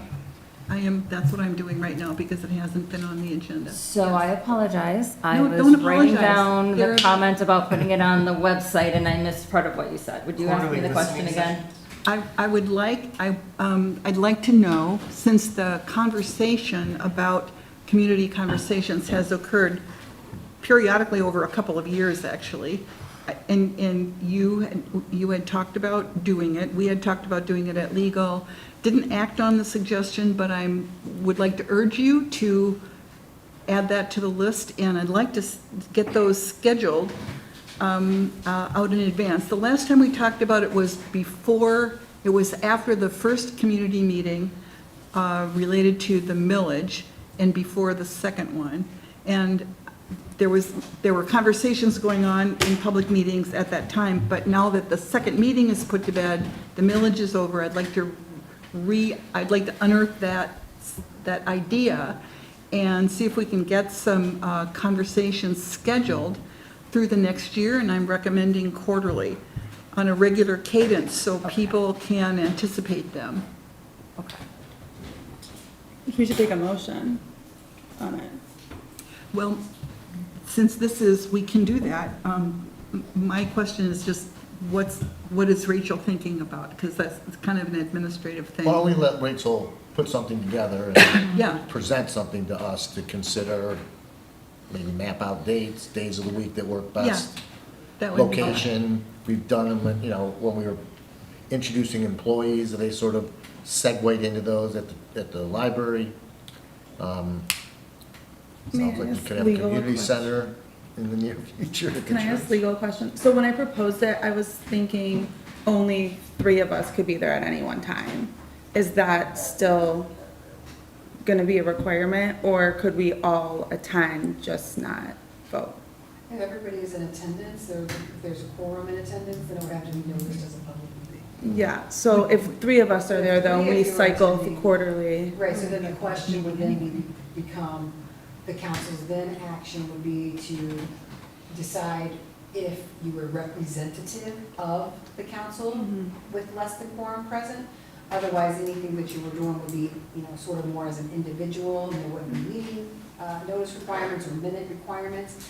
But in order for you to act as representatives of the council, then this council would need to take action to say, when we have a public forum where there are 3 people present, they are representing the council. Otherwise, at any point in time, 3 or less of you could put something together, but you are just not representing the council unless this body says you are. Yeah, I think the intention was it's kind of like a reverse town hall. Instead of us talking to the residents talk to us. So, But we could notice it up as a public. yeah, meeting. but I just mean like as far as And like, you would get to determine what the rules of engagement were, the same way that you determine what the agenda of this meeting was. If it's more of an you would lay down those ground rules in advance. but I'm just wondering as far as minutes go.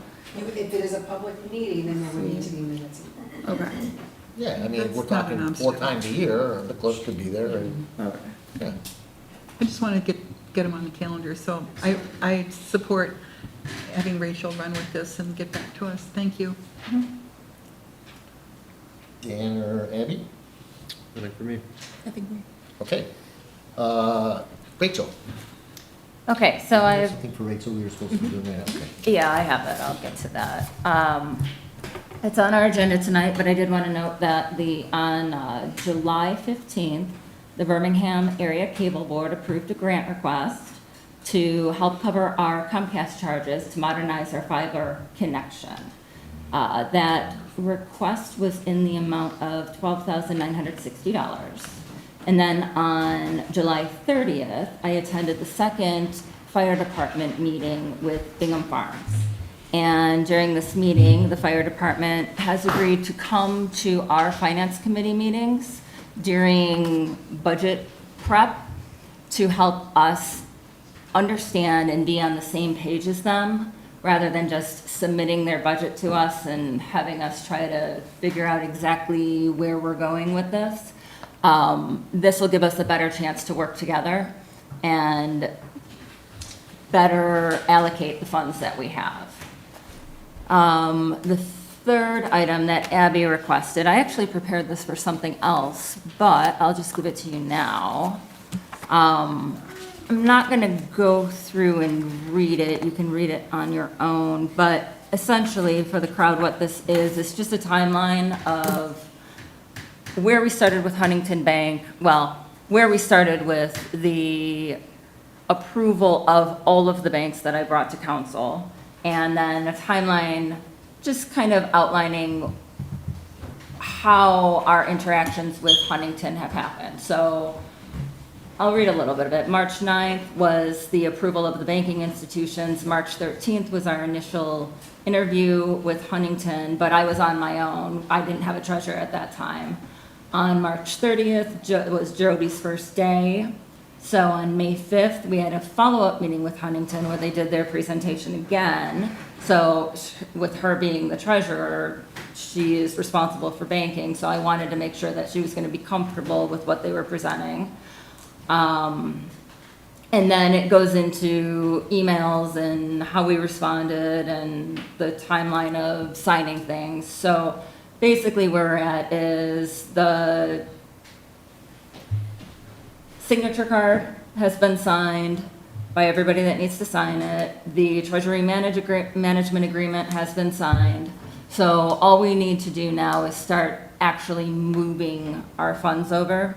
So that's going to be a little bit of a process because we obviously have a lot of outstanding payments. So we're going to have to figure out what lump sum we need to leave in merchants to make sure everything that we have spent through them is still covered, but then move everything else over to Huntington. Would you just pass these down?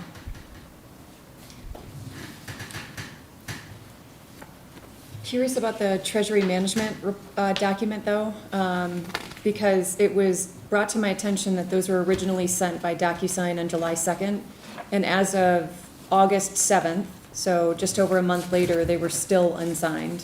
And so, as we're talking about the recovery of these dollars from this, from the fraud situation last year, and knowing that we have brought legal action for the village on behalf of the village for both the insurance company or insurance policy as well as the banking institution, my concern is that that delay undercuts our opportunity, like a part of our case, because there's been a substantial delay in sending DocuSign agreements, like over a month. It just signals that we were worried enough about the security at First Merchants Bank to move our money, and yet it's now months later. We still have not completed that process, and it seems like there's enough of a lag time on the signing of that agreement that signals to me, and I mean, we represent all of you, that is there a sense of urgency there would be my concern. So I did meet with Think Bresic about that, and Nate Fink told me that it doesn't. Nothing about the conversation on the records, attorney-client privilege.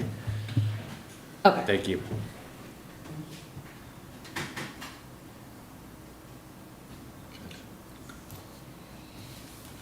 Is there, what is still outstanding at this point, and what is the expected timeline of completion for the moving of dollars between those bank accounts? I think that would be what I would like to understand too, is at what point will this be complete? And can we, I think, at the very least, in the interest of transparency, because I hear public comments, and I think you have every right to raise those concerns, I do think we should at least have some sort of updates for residents, either here or in some place that shows, here's how we've rectified this situation, both in terms of moving our village money into an institution we feel is better place to handle privacy, security, anything of that nature, but also just the transparency of showing what this process will look like from a governance and controls perspective. I think that is a really reasonable way to respond to resident concerns in a moving forward sort of capacity. Same reason I suggested that moving forward, we should also do an e-bike training. If we can't address what had happened, we can address it moving forward, and giving some update moving forward in ways that show that we've rectified the situation in these ways and it won't happen again because of this, I think is a really reasonable set of actions that we can take. That would be my request. Okay, I'll provide you with a timeline. Thank you. I support trustee Gates in just making sure the public feels that we are addressing the financial controls of the village appropriately and in a timely fashion. I have a question regarding signatories and authority. Do we have a governance plan mapped out where it says who has authority to do what, who's responsible to execute what, who's the secondary approver for what?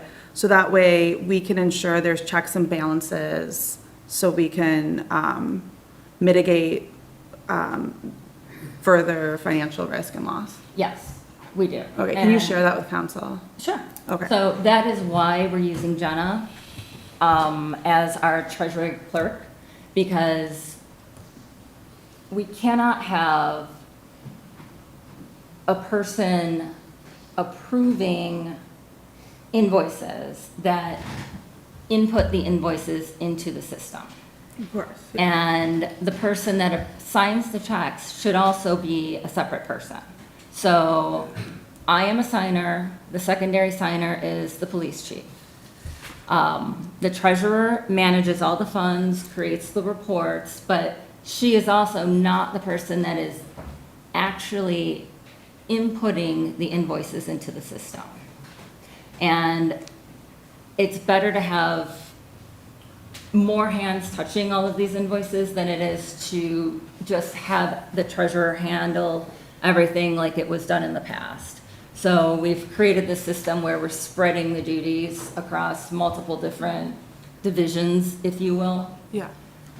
No, I mean, separation of duties is definitely like a hallmark and, you know, checks and balances. I only ask that it be like shared so we can all just see the documentation, and that way, if there's any turnover or someone's acting on your behalf, like when you're on leave, if Chief Lawson is your acting, but he's also the secondary, do you know what I mean? And is he signing non-police checks? Yes. Okay, so then who's signing the police checks? You know what I mean? Like, just so there is an understanding of like, how do we balance, given a small staff? Like, what would happen if you were on leave for 2 weeks, or there was a turnover, or do we need to have the finance committee, you know, act as some sort of, you know, reviewer, whatever it be, just so the document, or the governance is documented and understood and shared and filed away and recorded and used.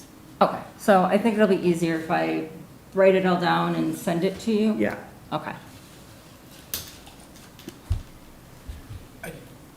I think it would be helpful just to see how everything works, and we don't have to, we feel like it's well representing controls. I mean, I know in our priorities in February, that was one of the top items, make sure we have good governance, and I know, Rachel, you're working on it. I think just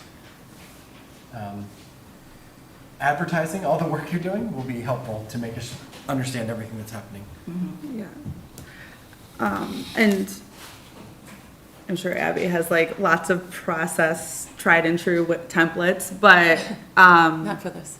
okay, well, I mean, sometimes we just use something like a RACI chart, like who's responsible, who's accountable, who's consulted, who's informed, to see our ACI, to kind of see like, these are the roles and responsibilities, and this is who owns it, and this is who's like informed of it, this is who's consulted by it, you know, and it kind of just breaks it down, and I think having clear expectations of roles and responsibilities is gonna go a long way for, you know, all, like to Jeff's point, all the work you're doing that you don't have to redo it when like someone's new coming in, or if you're out, you know, then you don't have to put together like a whole leave plan, you know, because you're out for a week or something. Anything else? Anything else? No. Okay. Liaisons. Yeah, thank you, David. Historical District, went to the meeting last week, and Alex and Laura asked me to bring a couple items to y'all. One of the things, and we don't have to make a decision on this tonight, but I wanted to just surface it, is that the state of Michigan Historic Preservation Offices identifies, they want us to have strategic objectives ongoing that will prove that we're working on our historical district committee goals and basically items that we want to do to make sure we're continuously staying in compliance. That usually includes a historic study committee. We've had these in the past, and they would like us to consider revisiting having a historic study committee. Particularly noted was there's a number of mid-century built homes over 70 years in age that may require historical governance, and they wanted us to think about that, to have some sort of study committee ongoing, not only because of that item, but I guess to have be in compliance with the Historic Preservation Office. So that was one thing. I can, if you guys have any questions or comments, that could be something that potentially goes on a future agenda. And then Gary Roberts, one of his last HDC objectives was there is a printing and distribution of a Village of Franklin Historic District Guide, but we have limited copies of that. And we don't, Evan, correct me, have like current funding for those types of, like actually printing them? The HTC does have a budget, and I'm actually working to get those printed right Okay. now with one of the county commissioners. Okay. So it isn't possible. Okay, so more of an FYI then, but the one reason I say that is it has very good description of all the things that you need to do if you live in the historic district, and as many items have come up in recent meetings for compliance or something that, it's better to get ahead of those things rather than having to learn them post hoc. So, Can that be put on the website in a digital form? It is. Okay. Yep. it's just something we could also distribute to the whole. That's what Gary wanted to get in hand of the people in the. Can we add the link to the minutes for this meeting? So that way if someone watches it on TV, they can access it. Thank you, Evan. Thanks, Jeff. Yeah. So I guess maybe I'll go to the next meeting, we can talk about it, but if Historic District Study Committee would be something we need to approve. I support having a discussion like that. The study committee had the most recent work product of that group was the plan to redistrict, to expand the historic district and include some non-contiguous properties in the historic district. Then they disbanded. They haven't always had the support of council. Yeah. And I'd love to have this council literate about historic preservation and excited about it, because there's a lot of things we can do that really lend to the character of the village that isn't going to impose on, it's not a hardship, but that might be one direction. But I think that conversation about that is really worthwhile. Yeah, so I guess we should think about if we want to have that as an agenda item. Okay. I'm just saying, yep. Okay, I thank you. support. Thank you. Okay. Any other questions, comments?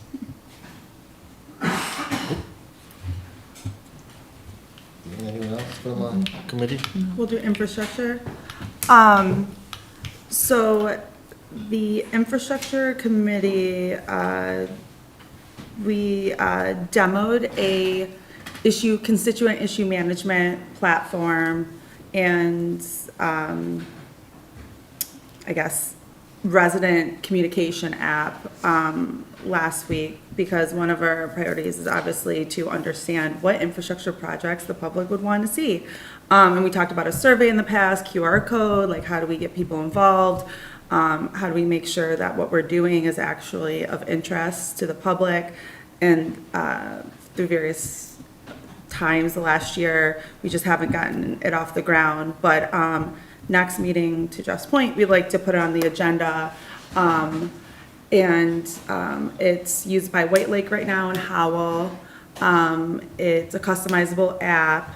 It has the ability for residents to submit like, hey, I have an issue with e-bike, and then upload a picture and then put their comment, and then it would be assigned to a staff member. They could respond. Someone else that might also be interested in the e-bike issue could follow along with that issue, so they could see the response from council. It could be anonymous, so like no one knows who's reporting it, but you're following along because it's an issue that concerns you. It could also be that when someone submits an issue on e-bike, it links to the ordinance, like the state of Michigan ordinance on e-bike, so that person could be like, oh, there already is a law on e-bike. So I think it's a really good communication tool. It also has, this is like something that I was excited about, the ability to export reports. So you can see what issues are important, how many people commented, and then obviously whether it's a written comment for a council meeting, a verbal comment at a council meeting, a call-in to the village office, a walk-in, or just, any other way that residents, or if it's done by a resident on the app, it's all aggregated. So we can have like a full portfolio view of issues, and then those link to outcomes, or say someone wants to say there was a dog off a leash, then you can say, here's where you go to report that. So I just think that in the age of digitalization, it's really important that we provide information in the way that our residents are used to consuming it, which is on their phones. So we'd like to bring it up to the next council meeting. It's a very low investment and comes with like training, support, customization, and it's built for government, so it's 508 compliant. It's accessibility, they have translations in different languages, and it's inclusive of all the things that we would look for to serve our community. Do you have any?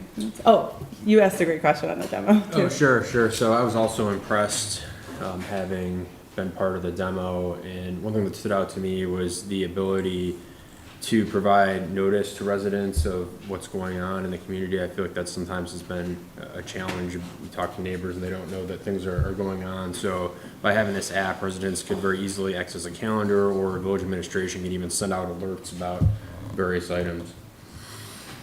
Yeah, that's a good point. Like today I emailed Evan and Rachel, I was like, our power's out, Jeff's power's out, is the village power out? And we were kind of like emailing, and then she was like, our server's down, I can't even get to my email.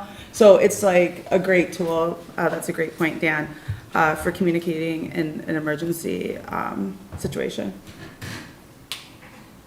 Okay. Looking for that.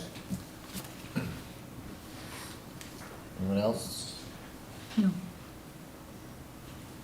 Main Street Franklin. Pam?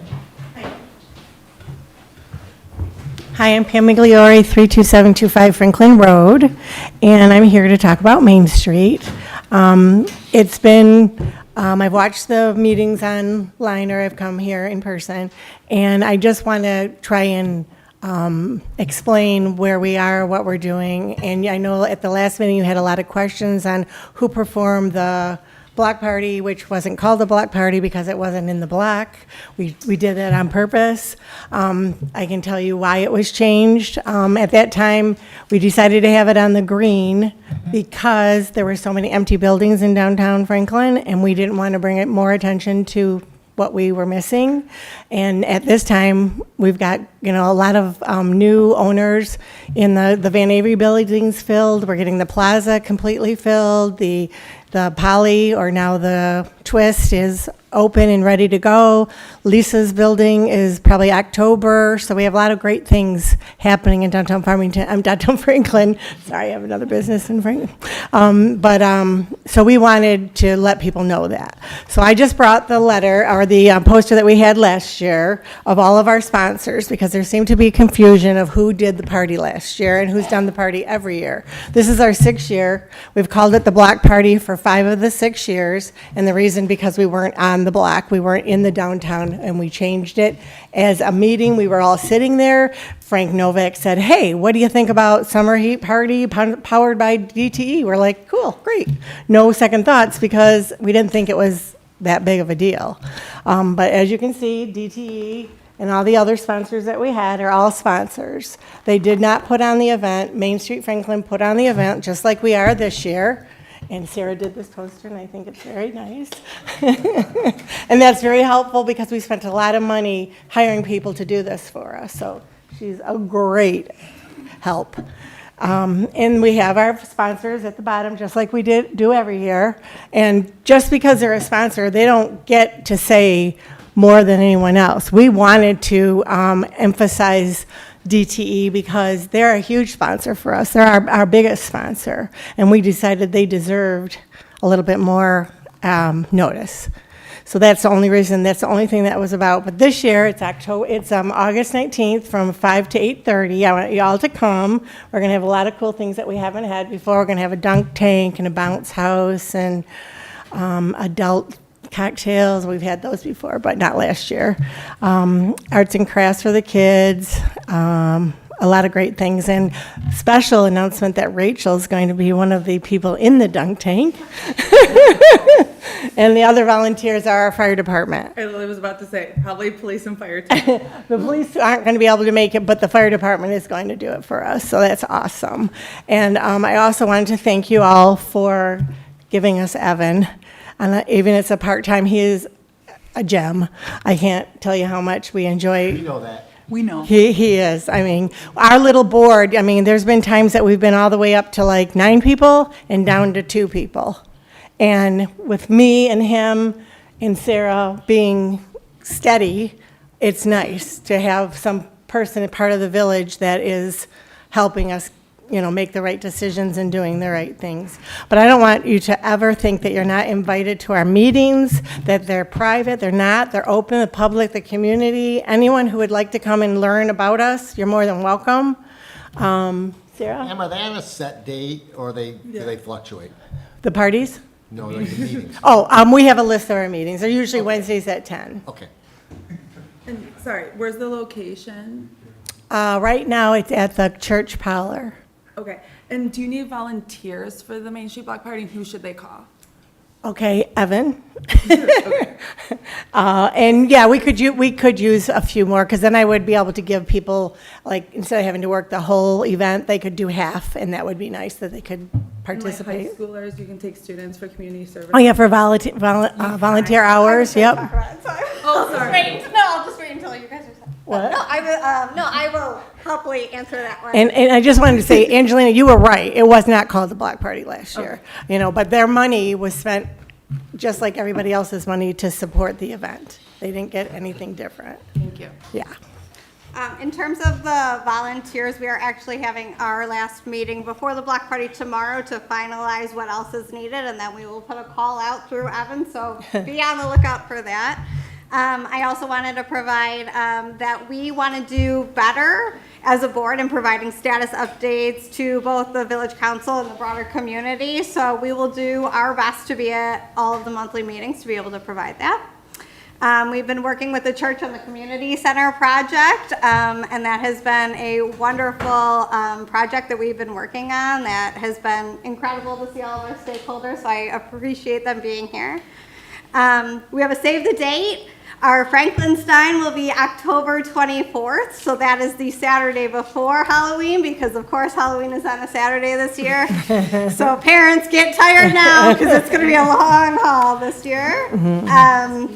Another exciting thing, we are working on a $10,000 technical assistance grant that would directly address professional and organizational development, marketing and community visibility, organizational infrastructure, and business community engagement. So we've been working really hard with the county to be able to do that, so we're really excited. We are also updating our bylaws to be more clear and better structured, and we are currently waiting on our legal advising for that to be able to go through, but once that is all set, we will put those updated bylaws on our website as well. I want to second Pam, and that working with Evan has been absolutely phenomenal. I am a grant writer myself, and so working with Evan on the grant side, working with him on the community projects, everything that he brings to the table has, one, made us more organized, and two, I think it also continues the passion that we bring to the table of just having someone there to support us and back us up and sort of bring life to our ideas. So we really appreciate him.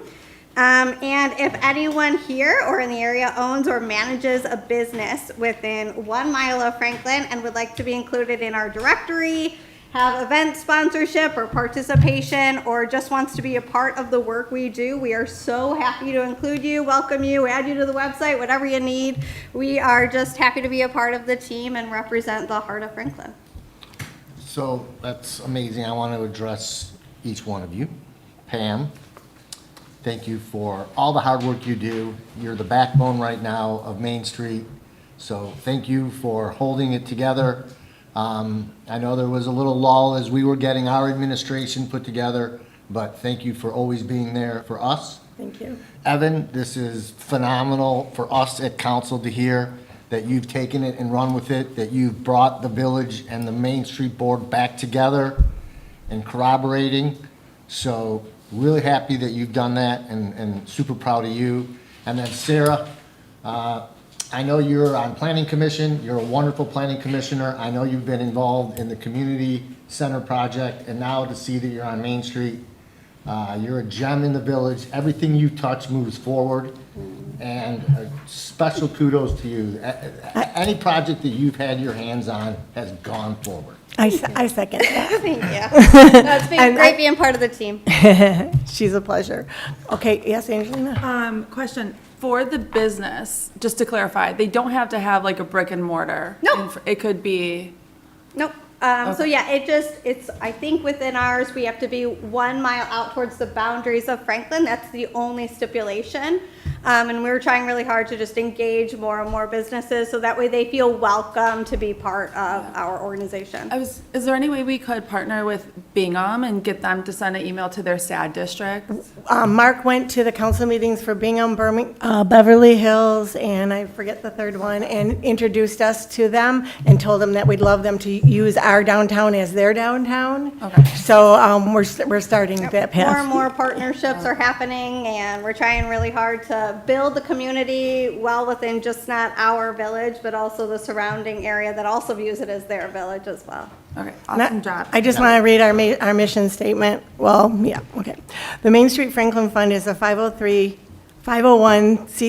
nonprofit organization focused on planning and development within the village of Franklin, Michigan. It is our mission to enhance the downtown businesses corridor by implementing safe, walkable, and attractive village center while preserving and promoting the historic agriculture, charm, and magnificent rural settings in the incentivized residents and visitors to live, work, and play inside this hidden gem.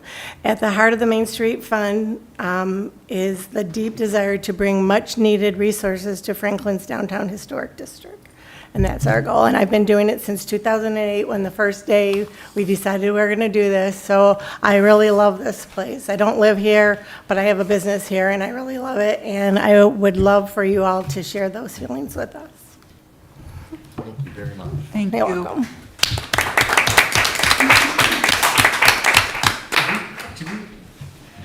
Did we miss Stuart? Yeah.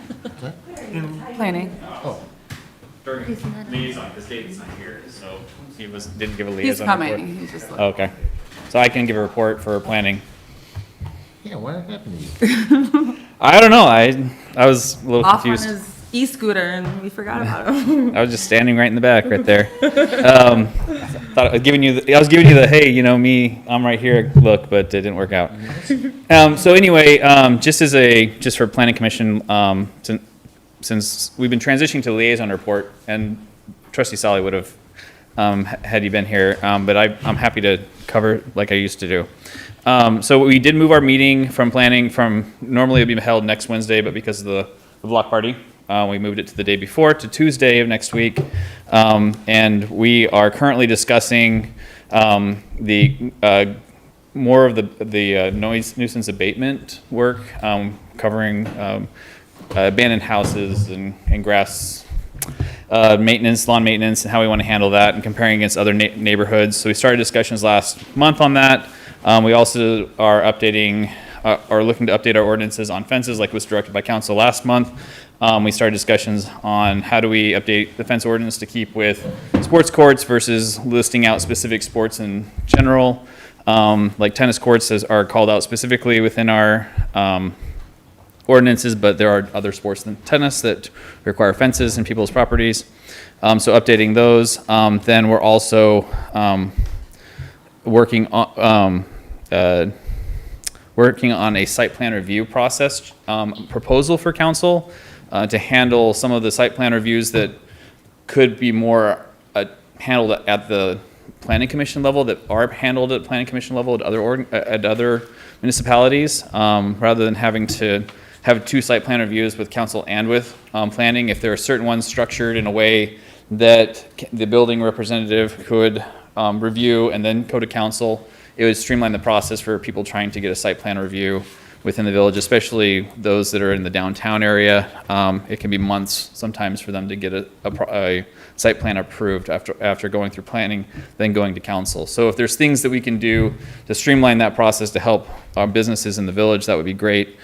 So we're coming up with a proposal of what we would recommend. We've got a couple on the table that we're looking at. I think that's good for the public to see. We did the same thing a few years ago with regards to solar panels. Used to have a site plan review for solar panels, so you'd have a building review. Solar panel would have a site plan review, then go to council to get permission to put solar panels on your roof. And you were a part of planning when that happened as well, President. And so it's kind of the same methodology of thought process for helping those that are trying to do something to improve the village. Yes. Is there a statutory sequence, or can they happen like asynchronously? What do you mean by, like, what process? Then it goes to council. Usually building looks at things before they come to us because they have to. They're not going to want to review a site plan with us if it's obviously not going to pass building. Yeah. So they do usually go through a building process first because Bill will help them prepare, make sure that everything is prepared correctly, as well as our clerk will help them as well. Because otherwise, it takes another month if there's any grievous errors for a site plan. So that's really what the idea behind it is. But at the same time, there's a risk also because, normally since council has a chance to review it, if we deny a process for someone that has a site plan and we say, no, we don't accept it, what's the appeal process? Can they go to council? Things like that. So those are the things we're working out, trying to figure out with regards to the site plans. The other thing that I've noticed in most recent, we haven't, because of all the building administration turnover and things going on, we haven't had consistent treasury reports. We've been getting them regularly, and one of the things that has come to my attention in the last several ones that we received is that public hearing costs have gone up. I think they're closer to like $900 and something is what the last billing I saw in our account is. It must have been combined, but every time we have a public, it used to be around $300, but we're trying to find a way to make them cheaper because the public hearings has to have certain stipulations within the state of Michigan to be able to hold a public hearing, and they're a lot more expensive than they used to be because we don't have a local newspaper. We go to Oakland County. The Eagle has a process, but it's a much more difficult process. You have to much more notice in the Eagle, whereas if you have a publication that's more frequent, you can have a public hearing notice go out in a shorter distance of time. So those are the things we're looking at. How do we, since cost is a big factor we're trying to consider within our budget, we're also trying to figure out how do we streamline public hearing costs as well. Because I noticed that Bingham Farms, they have public hearing notices go out in the Birmingham Eagle. Yeah, so but that's what is Beverly Hills. Beverly Hills, but we're special.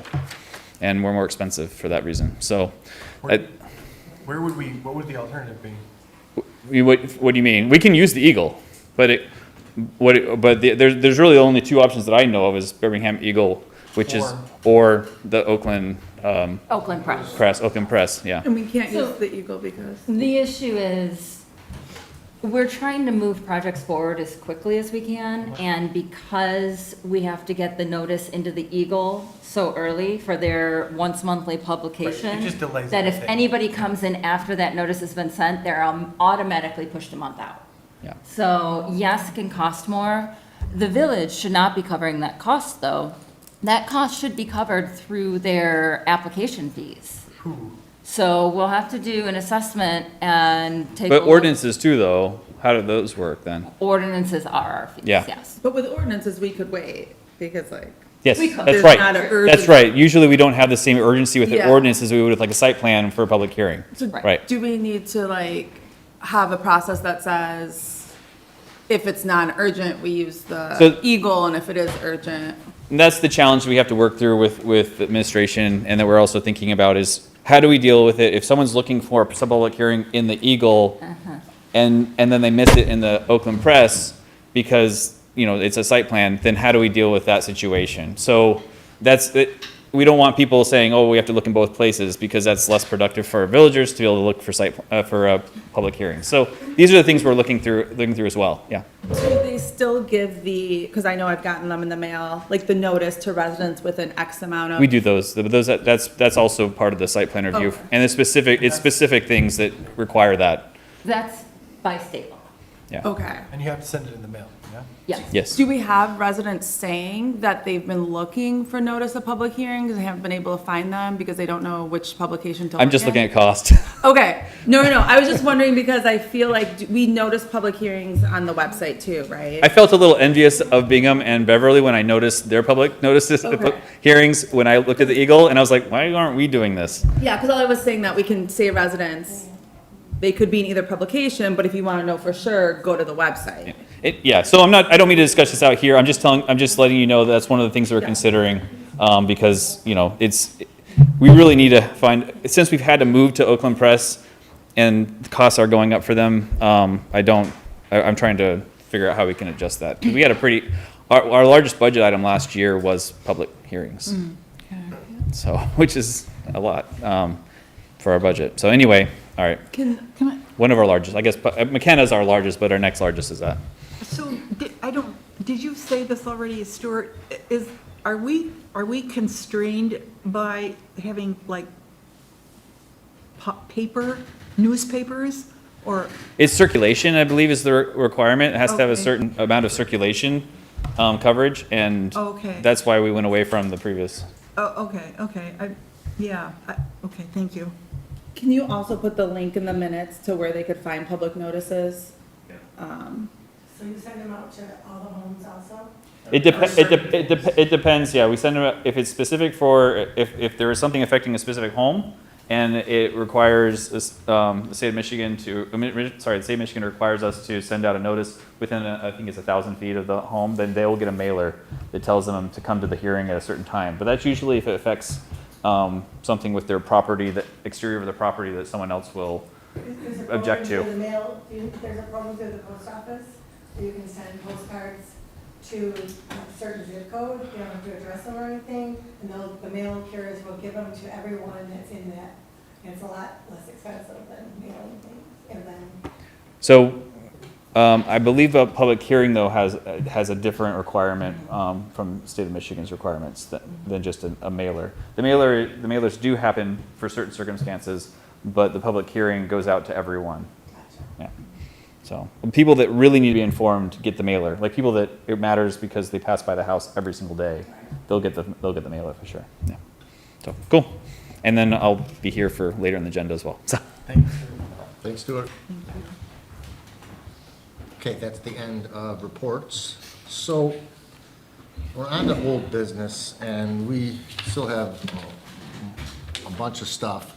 So my question is, what is people's thoughts on postponing the board and commission appointment process, being that trustee Sally is the one who put this together and isn't here?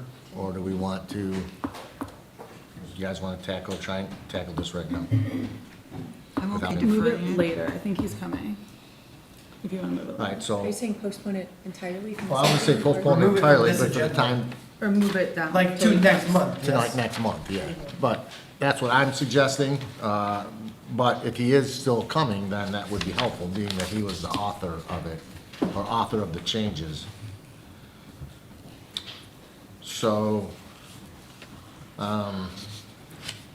you guys want, is this something that's important that you want to make sure we tackle now, to have in place? And we already have guidelines in place, which we generally follow. We're about to fill the last of our commission openings right now, but I'd be trying- okay deferring it, tabling it until a future meeting, I think it's given the worth, fullness of the agenda. yeah, I think it's worth discussing, but unless there's like some absolute urgent need that needs to be approved between now and September, I think we can table it. Yeah. I agree.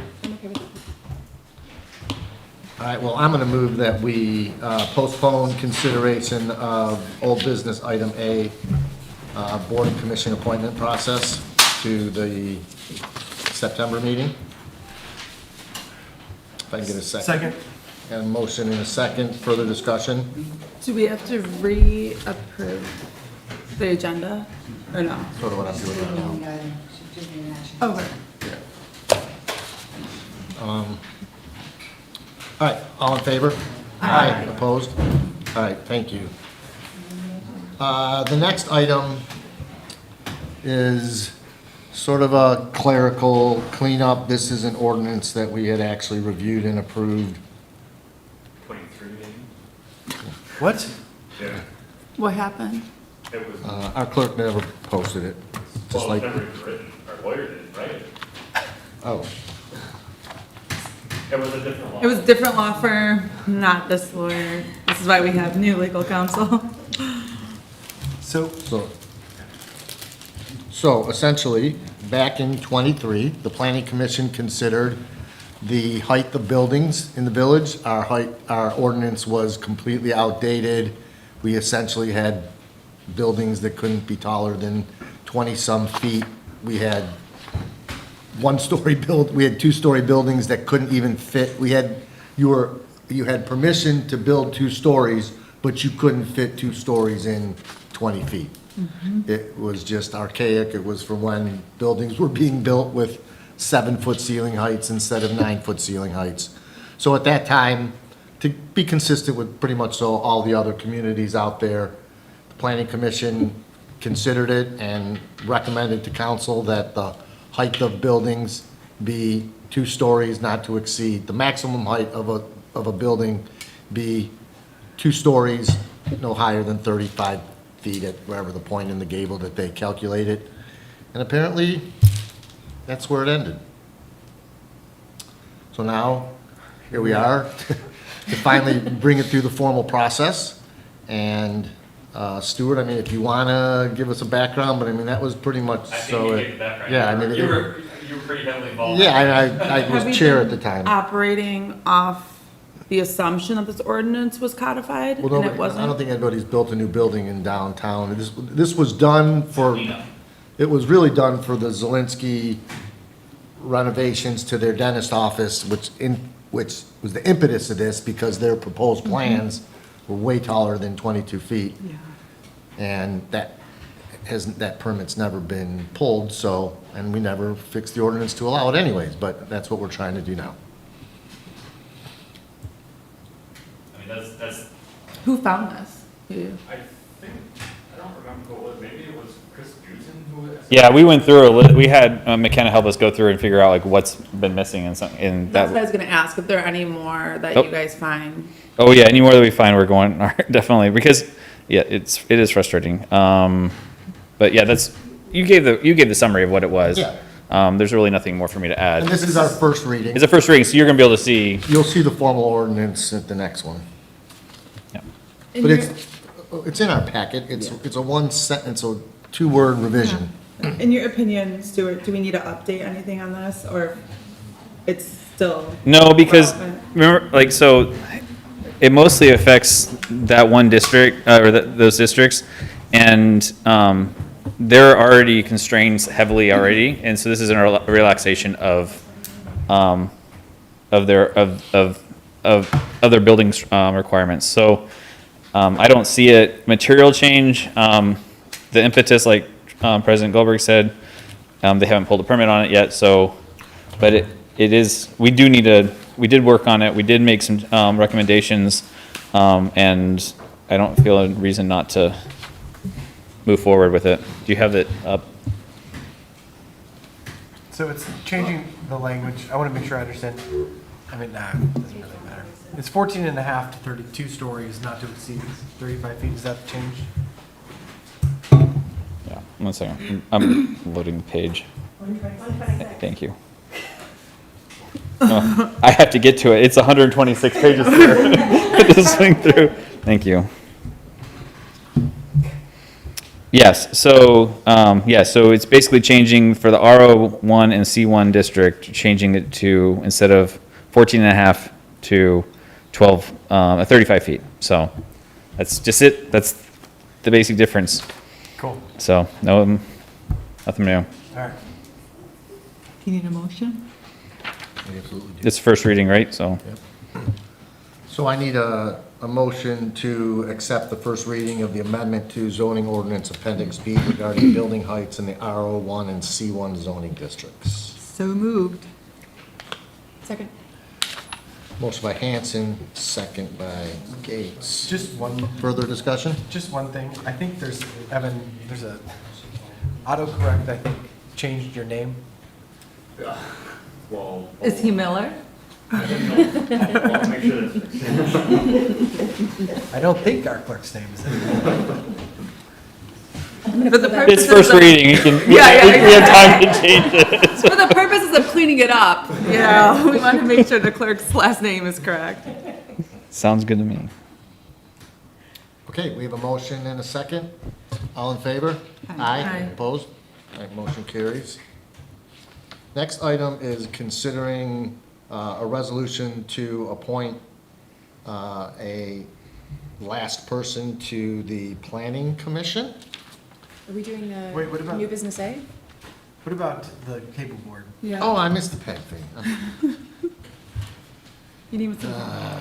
Too many notes on here. Our first item of new business is considering a resolution to accept the BACB PEG grant funding for Comcast modern fiber optic internet connection to the village offices and police department.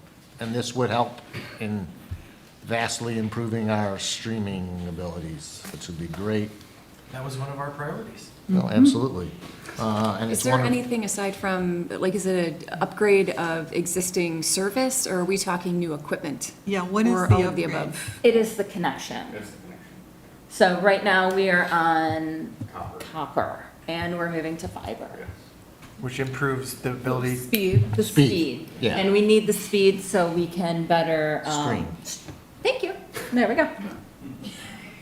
And is this, if you watch on the live Yeah, meetings, just that- lag, yeah, yeah. it's- yeah, it's- yeah, it does lag. yeah. And will this affect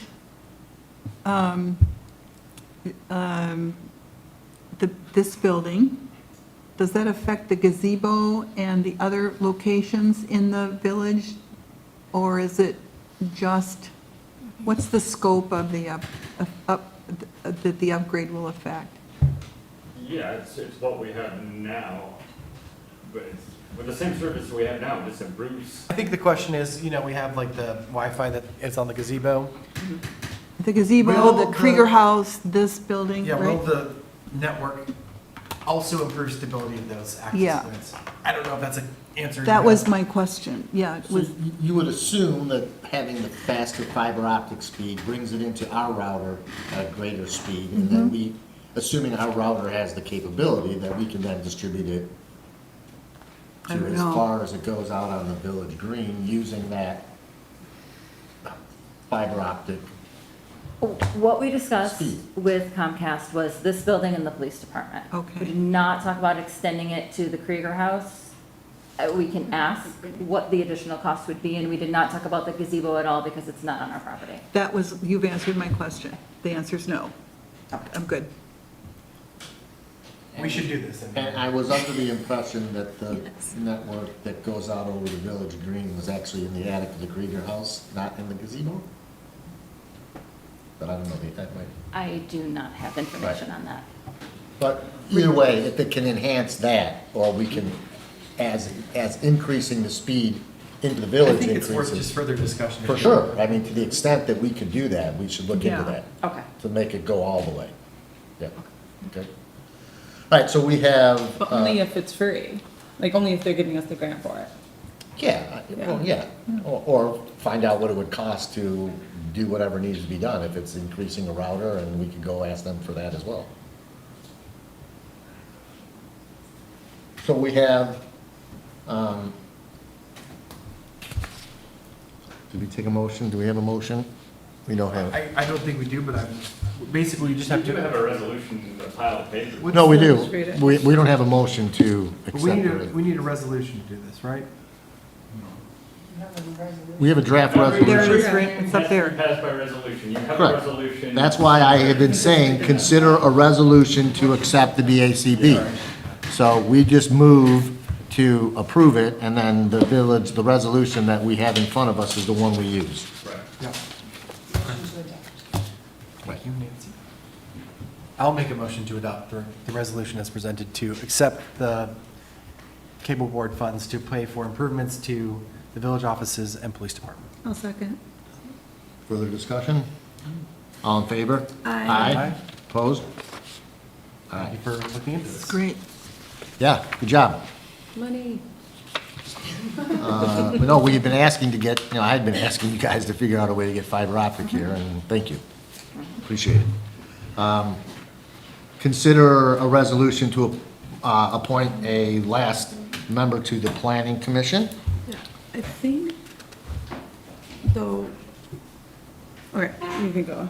I'll let you finish.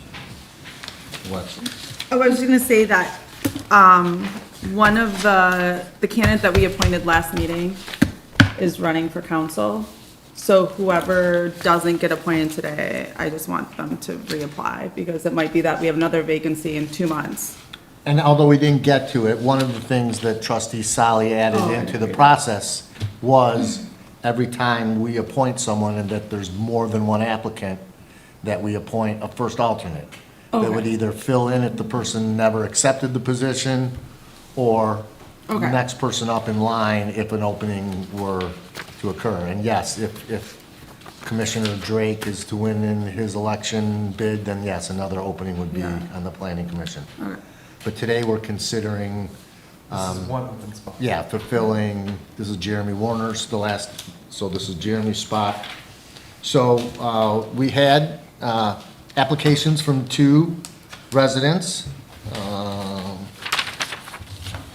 Rebecca Bemis and Michael, hold on. Furston, right? Furston. Yeah. So I do not know if Michael or Rebecca are here, but if either of you are here and you would like an opportunity to address us, feel free to come up. We have had their resumes. I personally had a chance to speak with Michael. I reached out to Rebecca and did not hear back. Rebecca's out of town on That might have vacation. been why. Okay, that makes sense. Yeah. But is this Michael? Michael, Yeah, please, how you doing? pleasure to meet you. Hey. Hey, everyone. All right, good evening. My name is Michael Furston. I'm a villager at 32644 Colony Hill in Franklin. I want to start by saying that this isn't just a civic interest for me. This is personal. I grew up on Pickering Road, so just off Maple and Franklin there. After school, I'd bike down the hill into the village, going to places like Market Basket, the old Franklin Grill, the cider mill, to the park. And this village was really in my backyard, and it shaped largely who I am, especially in my childhood. So now that I've planted roots here with my wife, I wanted to give something back to the community that gave me so much growing up. So that commitment to Franklin isn't just personal, it's also professional. I'm a general contractor and developer. I have a Bachelor of Science in Construction Management from Michigan State. Over the course of my career, I've successfully completed projects in multifamily, hospitality, historic restoration, government, and institutional sectors, completing over $200 million in work across Metro Detroit. That isn't a credential on paper. That's a decade of being in the field, in the room, and at the table where real decisions about real developments get made. Through that work, I've dealt directly with the majority of municipalities across southeastern Michigan, navigating planning processes, zoning ordinances, permitting code requirements, site plan reviews, and the complex relationship between developers and communities.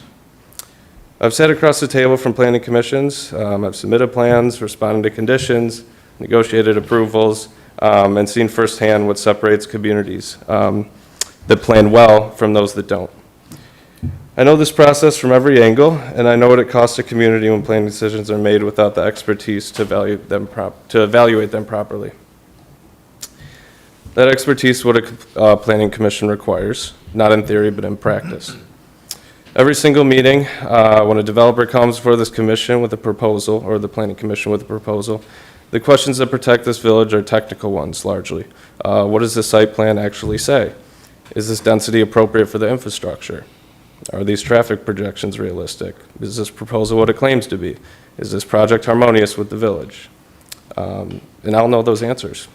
I won't need them explained to me. I'll ask the questions that protect Franklin before a single shovel would hit the ground. The decisions made in this room are permanent, I guess, or like you said, maybe not. What gets approved, what gets denied, what Franklin looks like for the next generation, it's decided in the Planning Commission and in this council. This commission is not a ceremonial role. It carries a real consequence for every villager in this community. The appointment you make tonight should reflect that weight. Beyond the commission itself, I want to be an asset to this village in every way I can, whether that's working alongside the building department, advising on construction matters, reviewing proposals, or simply being a resource that the village can rely on. Sorry about that. I'm here. My commitment to this village doesn't end when the meeting does. I've already had the privilege of speaking with the Planning Commission Chair, a council member, and the village president. Those conversations reinforce what I already believed, that Franklin is a community that takes its future seriously, and I want to be a part of protecting it. Franklin is not just any village. Its character, its scale, its history, these are worth protecting with the same care I grew up experiencing as a kid on Pickering Road. I understand what's at stake here. I've spent my entire career understanding exactly what's at stake. I'm not here to push an agenda. I'm here to work, apply real field-tested expertise to service this village. The same village I grew up in, same village I intend to spend the rest of my life in, and I look forward to working with this council and planning commission to ensure Franklin remains an exceptional community as it's always been. Thank you. Thank you. Thank you, Michael. And obviously Rebecca is out of town. Yeah, so she's at Mackinac Island. She's not, oh, that's too bad. All right, so, Well, I can speak a little bit since know I Rebecca? spoke Go with. ahead. Yeah, I do know Rebecca. She's my neighbor and a friend. And most of my contact with her is walking dogs and dodging children. And I know that she has wanted to get involved in village government for some time. Circumstances have prevented her from jumping in until recently. And I think she's a person of character and is, like a lot of people that are looking at positions on the council and the various commissions, is someone who is looking for a way to jump in. So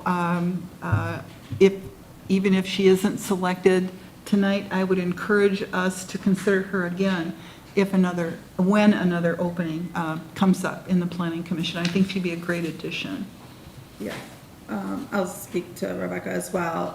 She's been here probably like every few months. I know she came and spoke about the stop signs on Wing Lake. She came and offered ideas regarding an ice rink and pavilion in the green. The last 3 or 4 years, she's been coming every few months and getting involved, speaking during public comment, also looking for opportunities to be more engaged.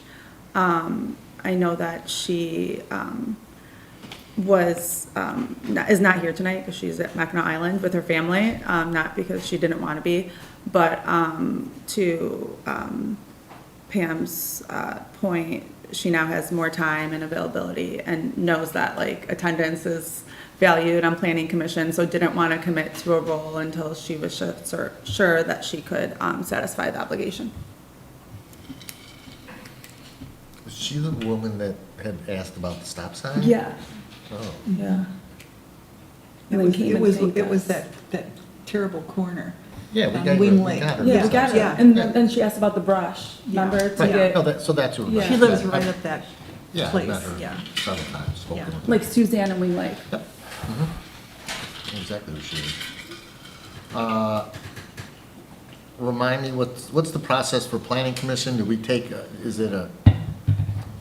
the last meeting, David had implied that it was an appointment by me and approval, or is it just a vote or a nomination by? I believe it's an appointment by you that they support. Yeah. Interesting, okay. I'm getting confirmation that it is. Okay. Sarah's just happy to get another, commissioner. Okay, so that's how it starts. I wish Rebecca had been here, but I do know Rebecca. and her credentials hold a special place in my heart. My daughter is a clinical psychologist as well.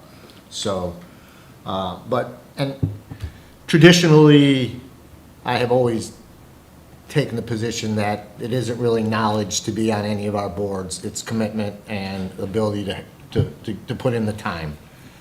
Although in various instances, we do have certain nuances. We've always kind of liked to have an architect on the HDC. It helps having someone with some legal background on ZBA, and probably for the last 20 years, and we've been missing it for maybe the last, since Al Ludwig resigned, there has really been someone with a building and development background on the planning commission. I served in that capacity when I was there. After I was gone, there was Al Haddad and Al Ludwig. Right now, the planning commission is missing someone with that good background regarding construction and how the development process works and how it works in other communities.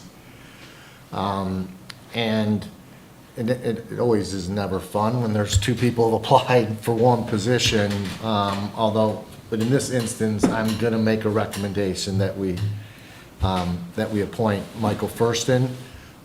Rebecca has been wonderful, and I enjoyed getting to know her. I went by her property a couple times as we were investigating that stop sign and then eventually approving it. I think she would be a wonderful addition to any of our boards.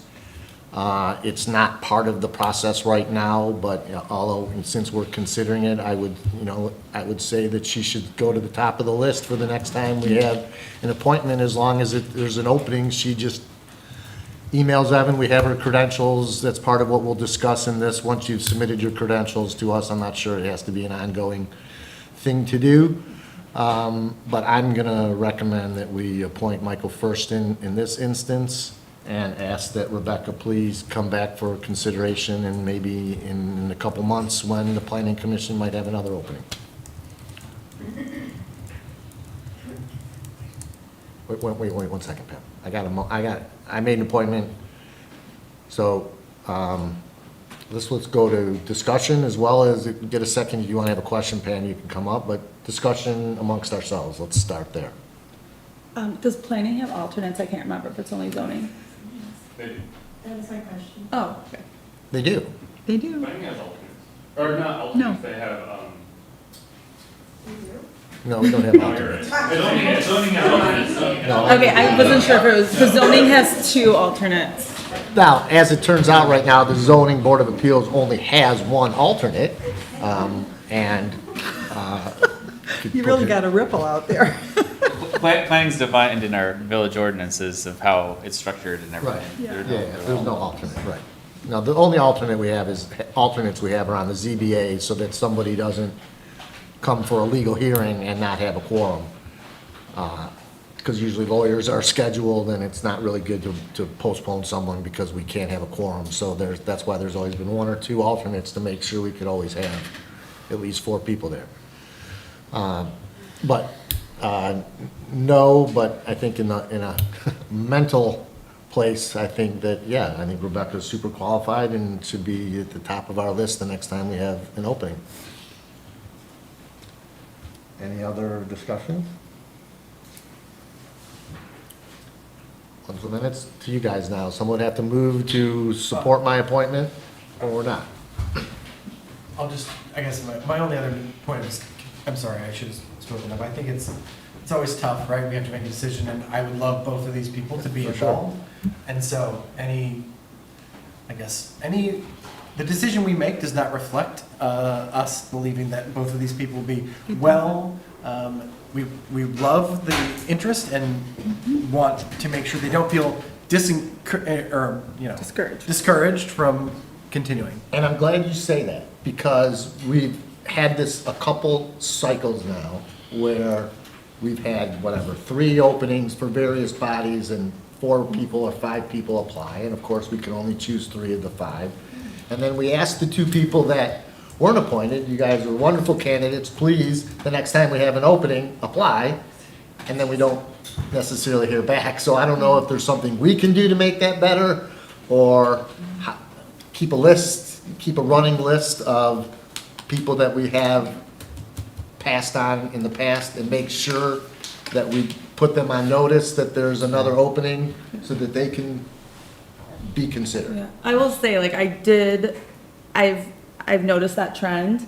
And what I've found out when I followed up with people is that they were looking for an opportunity to get involved and then joined like another board or got another position. You know what I mean? Like they had the time in their schedule and they felt passionate. And so, like, I know someone who had applied for an appointment to the council, and then I reached back out to her and I was like, hey, there's openings. Like, oh, I just applied to another board and now I'm swamped with that. So I feel like, you know, it's a good thing because it means that they're true volunteers where they want to get involved, but like the kind of like the opportunity and timing have to work out for people. Volunteerism's needed everywhere. Yeah. So the fact that their volunteerism went somewhere else makes me feel better that it didn't go to waste, that they wanted to be here. And I do think that we should keep a running list of people, especially the last time around when we had to wait Yeah. an extra month just to fill this seat. Well, it either happens like Sarah, where you have like one volunteer on 3 boards, or you have like one person who then volunteers for 3 other boards outside, you know? Is there anything this person might do, like, do we need any extra sets of hands here? Like, do we need volunteerism in the office to do anything? I mean, we sound. Well, that's what you said about ZBA, but you can't. Like, I think apply. about Covington, how they have like parent volunteers at the front desk and in the front office, and that becomes a good amount of their staff. I think in 2 months we'll have I think you might. I mean, just considering other opportunities to get involved if we needed help other places. Did you post for the other ZBA alternate position? Or it's open? Yeah, it's open. Okay. I feel very comfortable supporting your choice to appoint Michael. Even though I feel very strongly about Rebecca, I think that it would be a good first choice, just to knock down any barrier that you might be feeling from my perspective. Okay, yeah, no, I like Rebecca a lot, and if you want to go ahead and shoot her an email and say, we have an alternate on the ZBA, it's a place to start.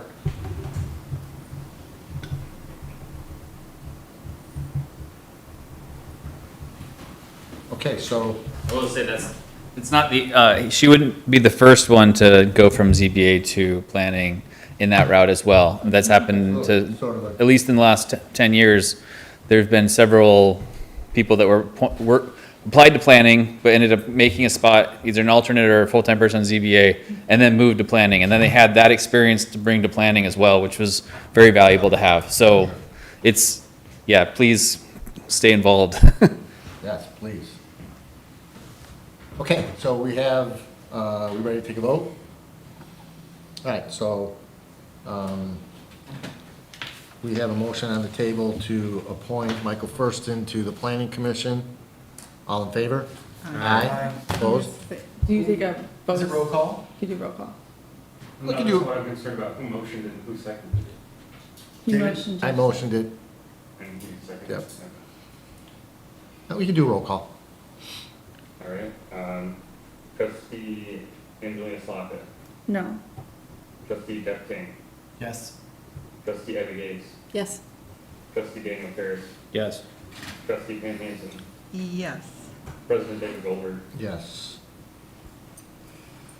Michael, thank you. Rebecca, thank you. When you watch this, we hope to find a place for you. Real quick, just want to say, really appreciate your support on this, and I'm really excited to get involved. So thank you very much for the opportunity. Appreciate it.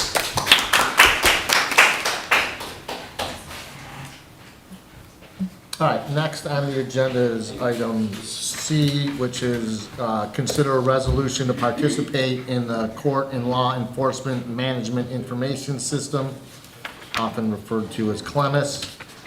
This is a program that we have participated in ongoing, and I think we're just up for a new renewal.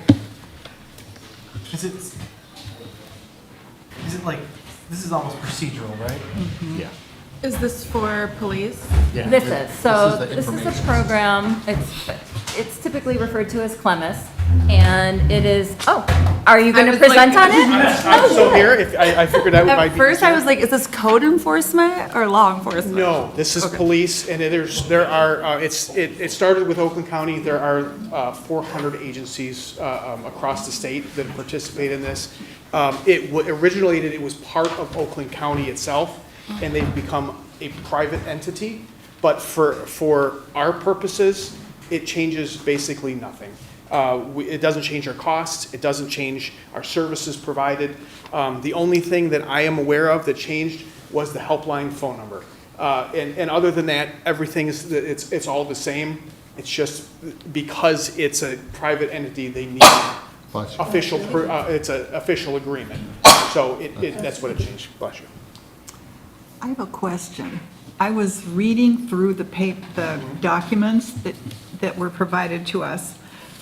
Would you, if there's a possible to do a 2-sentence answer to this, but I don't understand the relationship between Franklin, Bloomfield Township, White Lake, and this, and the scope Why of the they were mentioned interlocal specifically. agreement. Those were mentioned, and it's more of, they were one of the first agencies to be part of Clemis. Okay. And so it's like they got their name on the bill. Is that what it is? That's really all it is. And matter of fact, because I wouldn't have known except Chief Lawson talked to me about it beforehand. He's like, just in case they bring it up, that's why they were basically the first 2 communities that started with Oakland County. And so It's like this. they get their name on the agreement. They're all So over it. They were in 2 but documents. It really means. A Michigan body.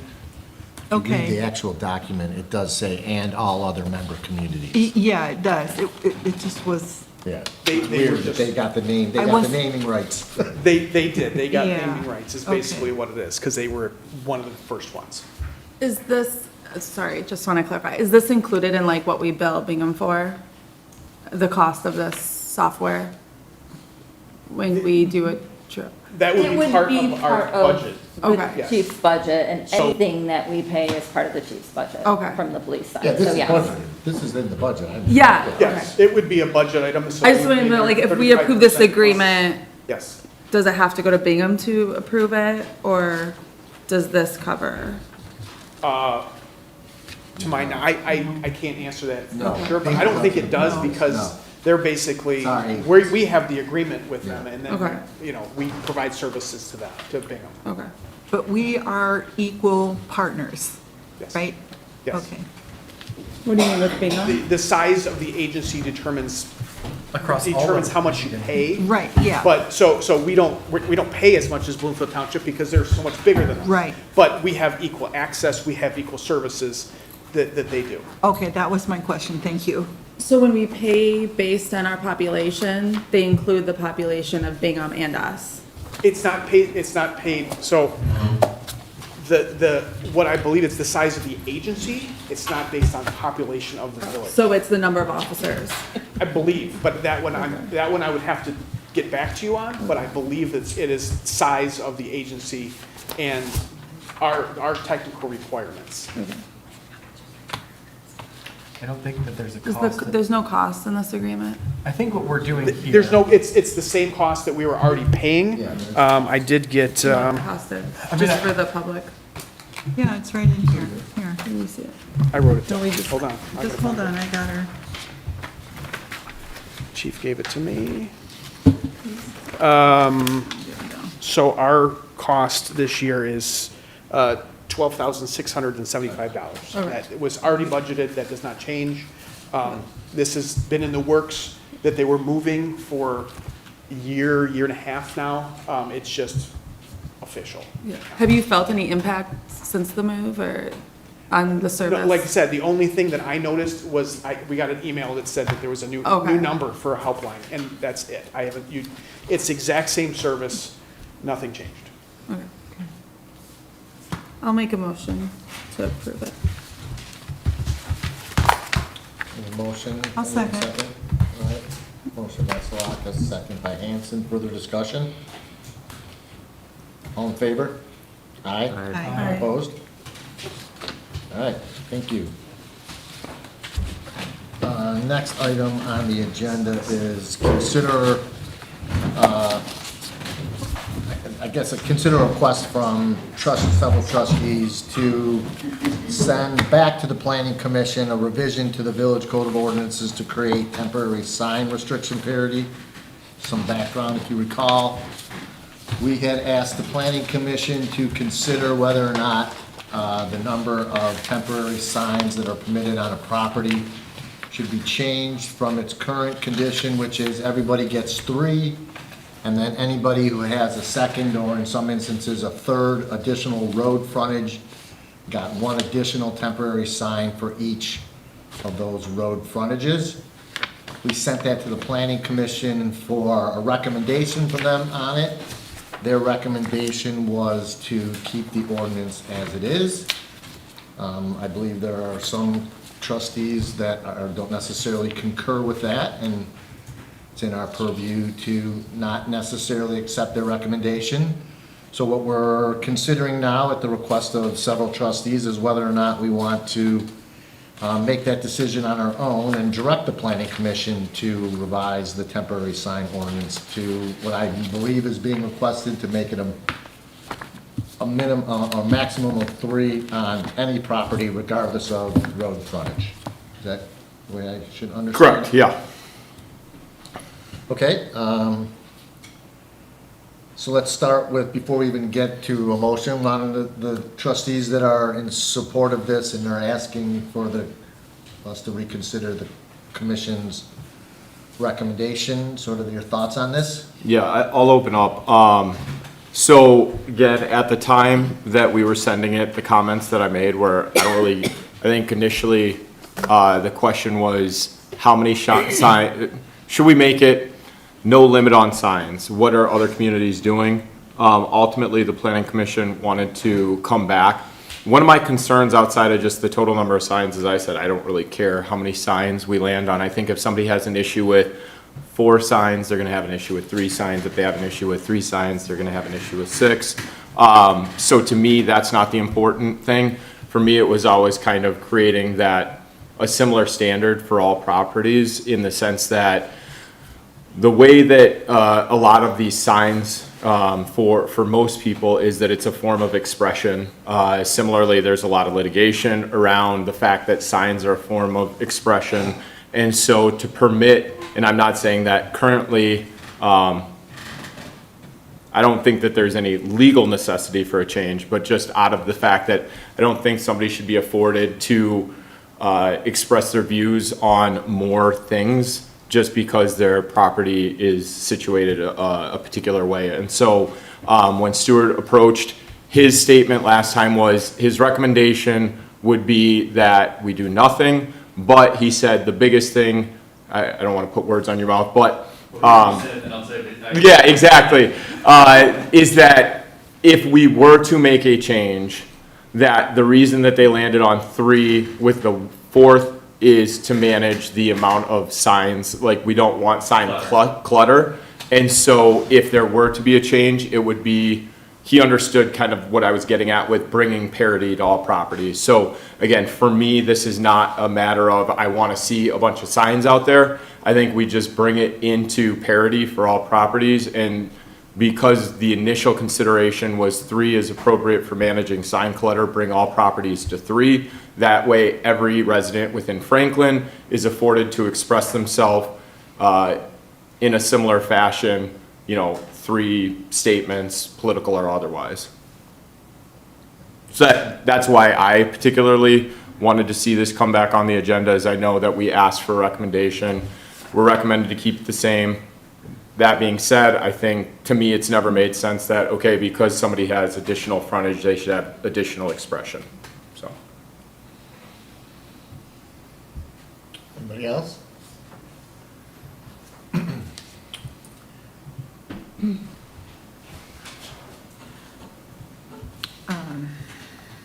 I have a comment. Mm-hmm.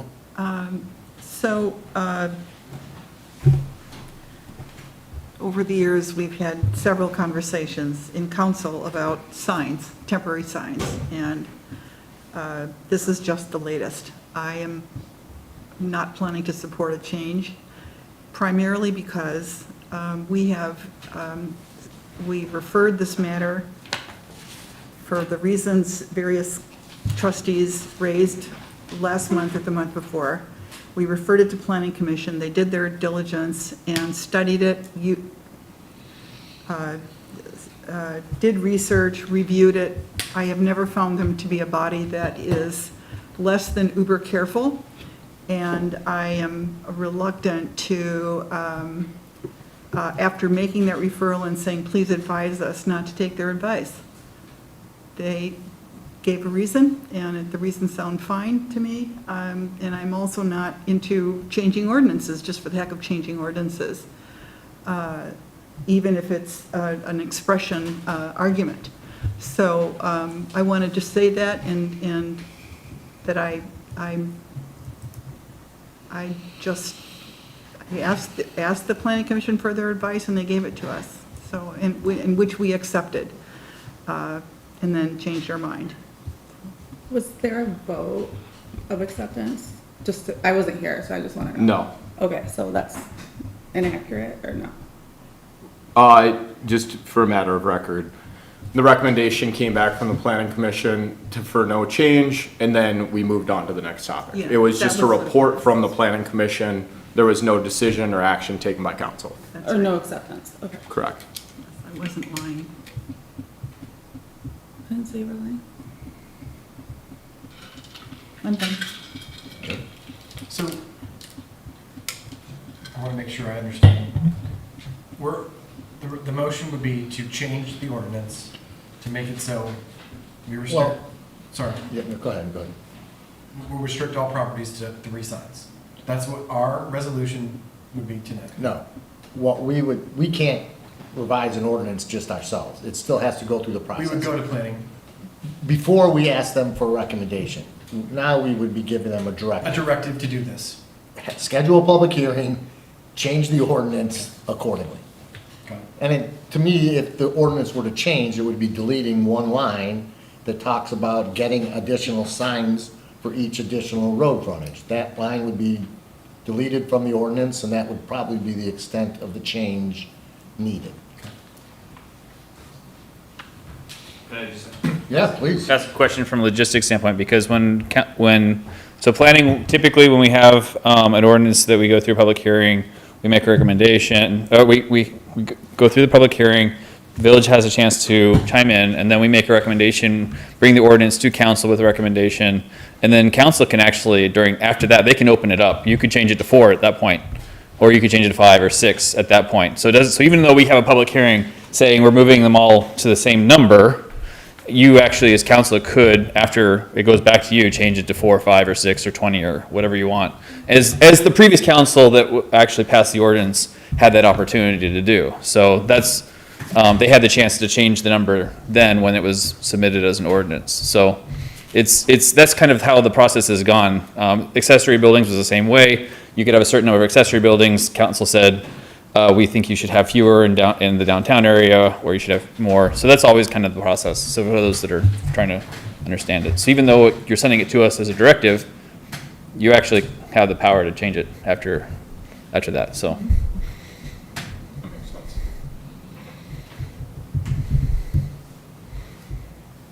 Okay.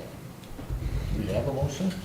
Well, I think, so, real quick, just based off of what Stuart said, and this makes sense, and I'm just gonna speak out loud, or I'm gonna think out loud, there we go, is that makes sense, right? Because when you hold a public hearing, just because the planning commission is making a recommendation, if there's public engagement that presents a different position, then it would be represented to council, and we ultimately could make the decision.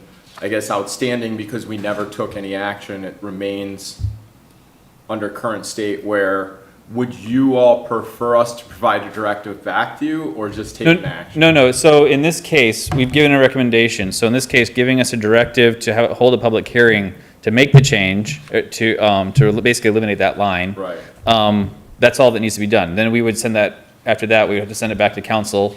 And at that point, you do a first reading, and then second reading, and make the change. And at the first reading is when you have the opportunity to read through it and then propose the changes for the second reading before it goes into law. So the readings are meant to perfect the ordinance? Yes. Yes. Yes, because you are the elected officials, like, Yeah. we initially write the law or ordinance, and then you are the ones held accountable. Yeah.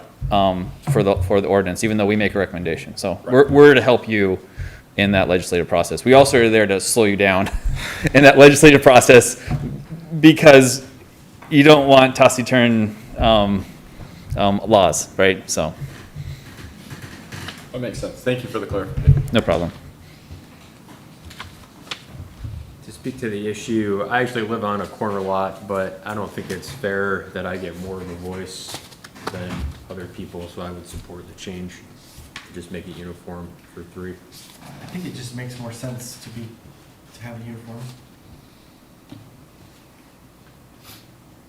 Okay, I'll make a motion to direct the planning commission to revise the sign ordinance so that each property receives, or is permitted 3 temporary signs. I'll second. Okay, we have a motion and a second. Any further discussion? Evan, let's do a roll call. Angelina Salato. Yes. Trustee David Zali. Yes. Trustee Abby Gates. Yes. Trustee Jeff James. Yes. Trustee Pam Hanson. No. Trustee, or you said Daniel Harris? No. You. Yes, for me. President David Goldberg. No. Motion carries. All right, so, I guess we'll work through, We have less than a week now, so. yeah, you're not gonna be able to get a public hearing scheduled for your August meeting, so. Right, so Evan, and you'll have to work with Evan, or Evan, you'll just have to begin the process of getting that public hearing noticed for the September meeting. Okay. Next item is just a discussion on the village administrator's draft of the committee structure, although we just have the infrastructure committee, correct? Or we have all of them? Just the infrastructure. Yeah, just infrastructure. Did we skip D? Did I miss that? We moved that, Yes, Oh, so D got no, we just did moved to the. yeah, we moved those to the end. We moved all the closed sessions to the end. So, yeah, Rachel, you want to give us a little background on what you prepared and its impetus and Yes. comfortable with it? So we have multiple council committees. And what we want to do is create a structure for how those committees operate and what they are responsible for overseeing or recommending or looking at. So I drafted this policy. I only sent it to the infrastructure committee members originally and to the council president.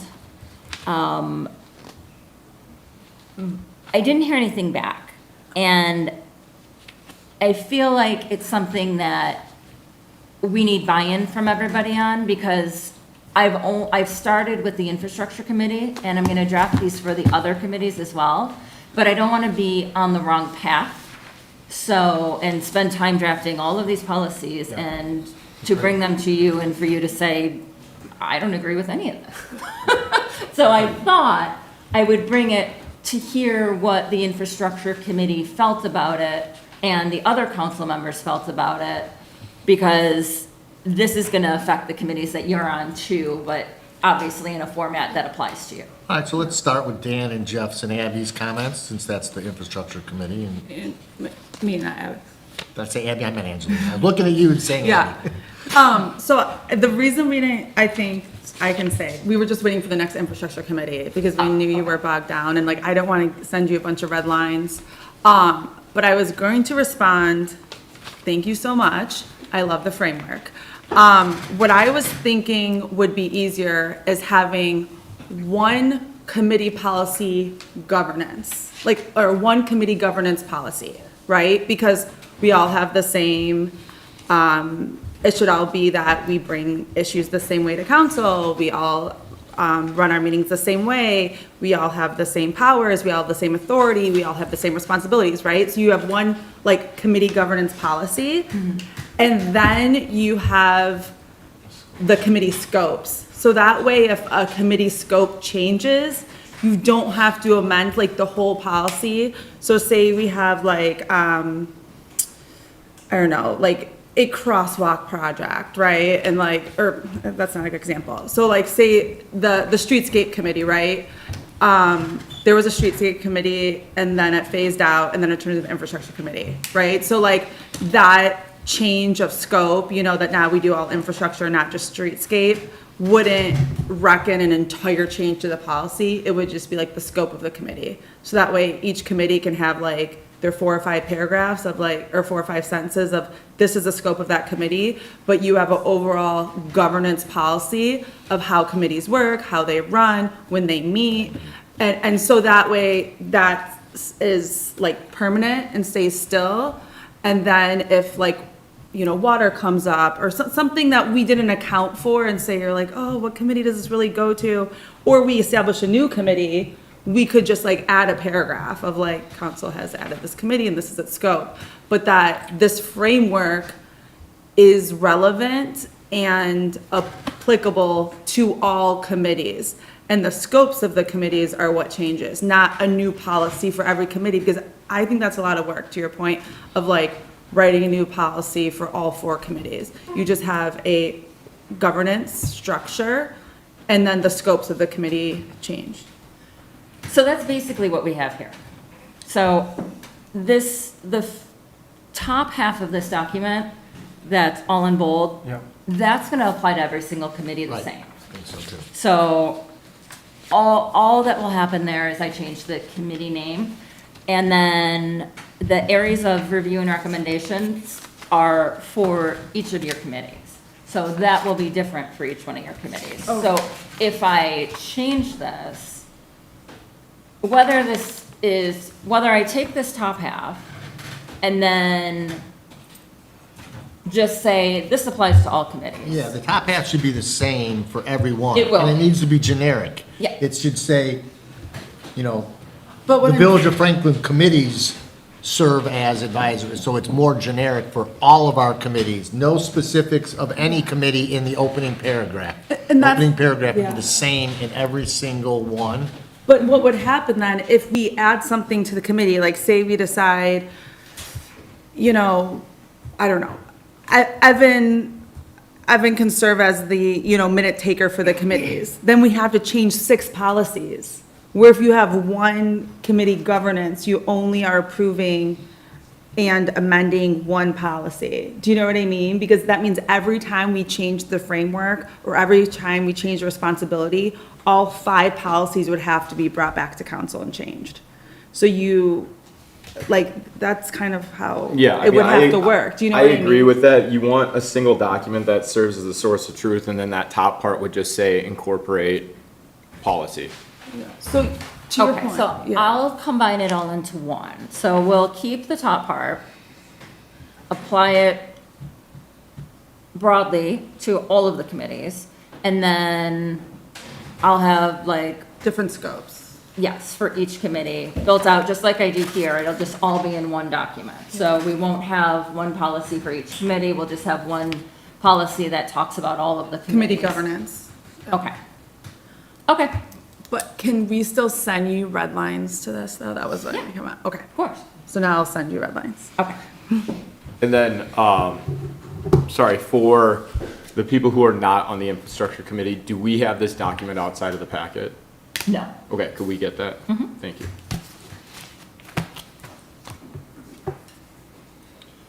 Any more discussion? Just a couple of comments that I can keep really brief. I think this is a good start. I agree with Angelina that a single policy or a description of a governance structure makes a lot of sense to me. And then each committee has its own scope. I like the idea of committee chairs. That gives you somewhere to go. I also like the idea of making some statements about how the committees, are like integration. How does one committee connect up with the other? What's the overlap? And because often a project will be bigger than one, the scope of one committee, so how will that be managed? Should go in your overview statement. Another point might be, what is the relate? I got the message about recommending, got that very clear. What is the demarcation of a management decision, or not a decision? What's yours and what's the committee's? And how does that work? How does work get to the committee? How does the committee, what are the committee's work products that get back to you? And how is that resolved? Would be another question I would have. And finally, I think it's important to address the issue of support, resources. As I scan through the list of areas of review and recommendations for this infrastructure committee, it's pretty broad. Many of those items might require some research, some subject matter expertise in order to develop a recommendation. How will the committee get that? Is there a budget to support somebody? Is that going to be you, Evan? And it goes back to the question of how will you as the management team work with this advisory, this board team, this trustee team? So those are, in a nutshell, those would be my comments. Okay. And then I just have one small comment, and I don't know if we can incorporate it or how we'll adjust for it. I do think one of the things we should do as a committee is each committee should have a standing meeting. And then they can make a decision that they don't have enough on the agenda and then cancel it. But I think having a starting place of meet forces them to make the conscious decision of, we have nothing pressing to go over. I think too often it's easy to just, when nothing's scheduled, for nothing to get scheduled. So. And there is a small item of Open Meetings Act, which means that, these meetings will have to be posted. I thought it was if there's not quorum. Is that the? As long as you don't have quorum. and Okay, it's that's the only advisory, criteria? As long as there's no decision-making. Okay. Empowered with those. Okay, and okay. it's less than quorum. Fair enough. It's an advisory committee. The other issue that's come up in discussion a lot in this body is meeting notes or minutes, a record of the meetings. We should have a position on that, and then we should be ready to follow through on it.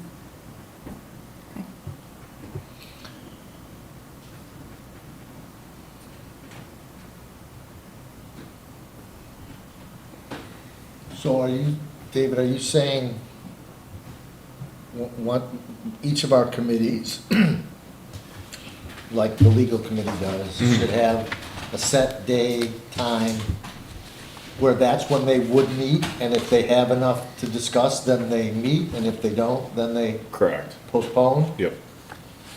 Yeah, I agree with that, because I know that, like, Rachel and Evan spend a lot of time coordinating schedules. I mean, the infrastructure committee kind of like ad hoc does that. We usually have our meetings Fridays, but we haven't, like permanently said that, but we just found out that like our schedules better allow on Fridays. But I support that because I think scheduling time takes away from the priorities that the staff has. And I'd also further that say every meeting should have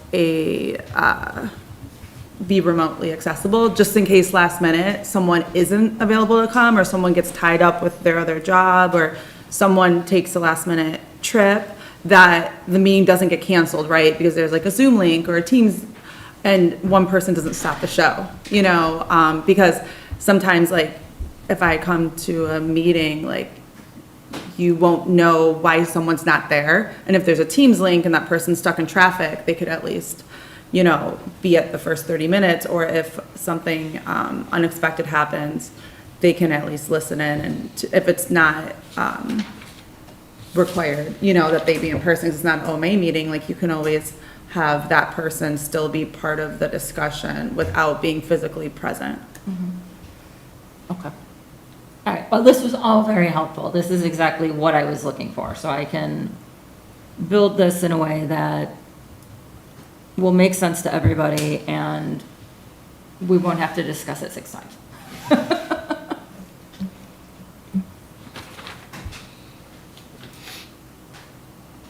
Okay. So we don't need to take a vote or anything, No, not really. We'll just wait for Rachel's, revised document. right? Wait, but should she revise it, or should she send the word that she already has? Well, yeah, go ahead and send, you were gonna make changes to the beginning part anyways, Well, or you wanna wait for our comments back I first? feel like, wait. All right, so then send us the document. yeah, Councilperson Sally asked that I send it to everybody, so I'll Right. send it to everybody. And if you think of anything additional, just send Okay. it, send your notes to me. Okay. Perfect, thank you.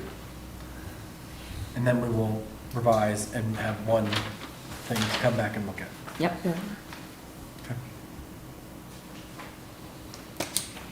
Okay. Next item, F. Consider approval of village employee salary increases.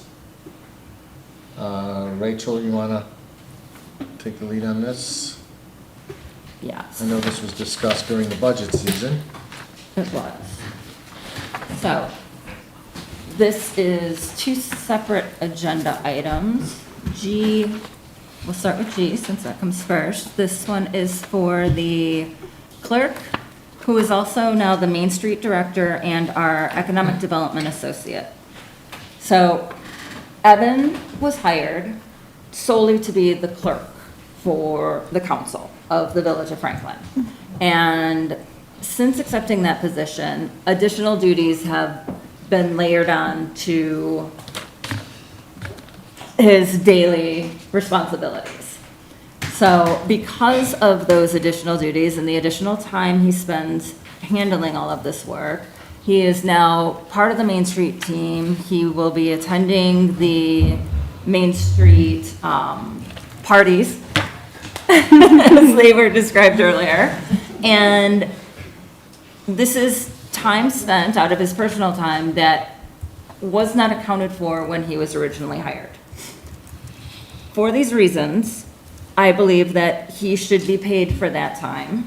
And I have recommended a salary increase of $6,500. He's currently at $72,500, and that would put him at $72,900. Wait, it's the other way. I mean, 72.5 to 70. You get $400. Taxable. maybe I need a coffee. That's gas, yeah. Right, so it would put him at 70. A coffee a day. So in the packet, I laid out all of his job responsibilities, and I broke them apart into the different portions of his current job. So I broke it apart between his clerk position, his Main Street position, his economic development position. Main Street and economic development do go hand in hand, but I do have him looking into incentives and things like that. So when people come to ask questions like this, he will be able to handle those questions, and not everybody will be waiting for me to respond to them. So it will be helpful to have a person that can address economic development related issues outside of specific Main Street issues. I have a process question. Did this go to the HR committee? It did. Okay. We met about it on Monday. Last Monday? Last Monday. I don't know. I wasn't. Sorry, today's Monday. Today is Monday. We met last On week. Monday. Wasn't this Monday? Recently on a Monday. Yeah, a week ago. What was your recommendation? We were in support of it. Was it 3-0? Sorry. Logistically, was it 3-0? Because the way that I like to do the committees is like, if it was unanimous, understanding that. If it was 2-1, understanding both opinions. It was 2-0, one member was Okay. absent. So unanimous but yes, yes. 2 is unanimous. I have another question. There was a resident that was discussing with me the need for community planning. And I did some research, the difference between an economic development director and a community planner. And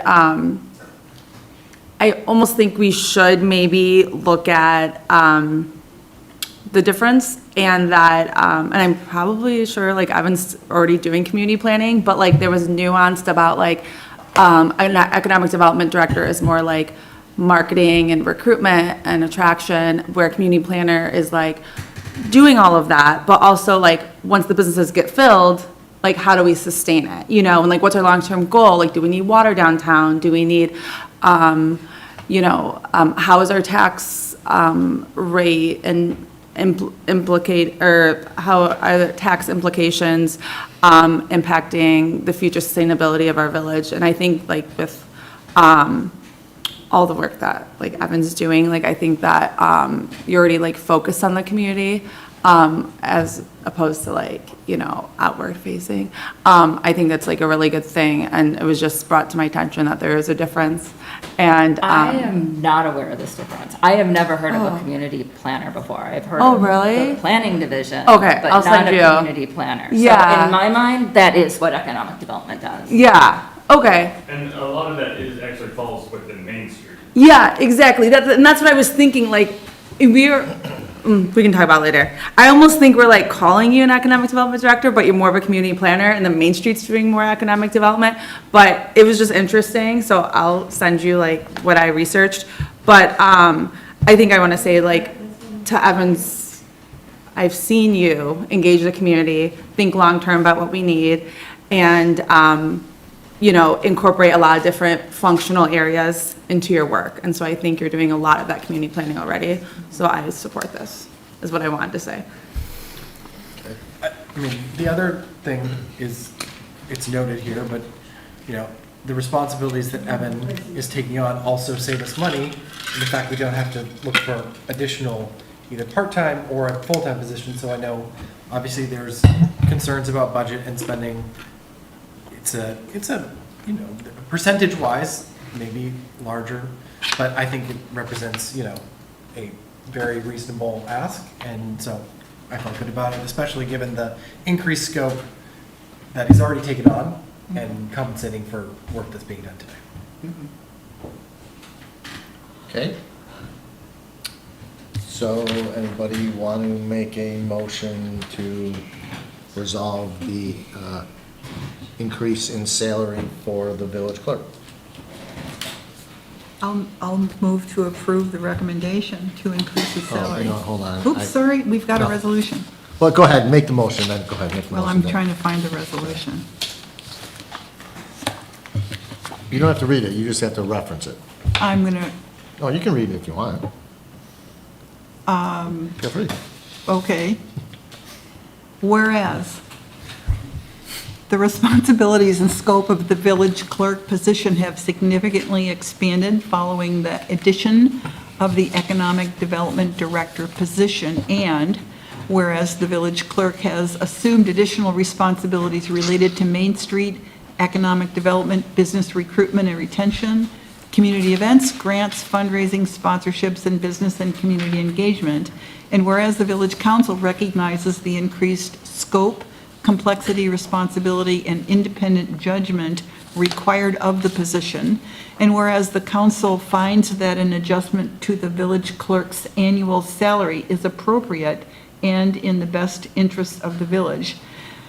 Now therefore be it resolved that the village council of the village of Franklin, Oakland County, Michigan hereby approves an increase in the annual salary of the village clerk from $72,500 to $79,000 annually, effective immediately. Be it further resolved that the village administrator and appropriate village officials are authorized and directed to implement the adjustment. Second? Second. Okay, motion by Hanson, second by Solly. Further discussion?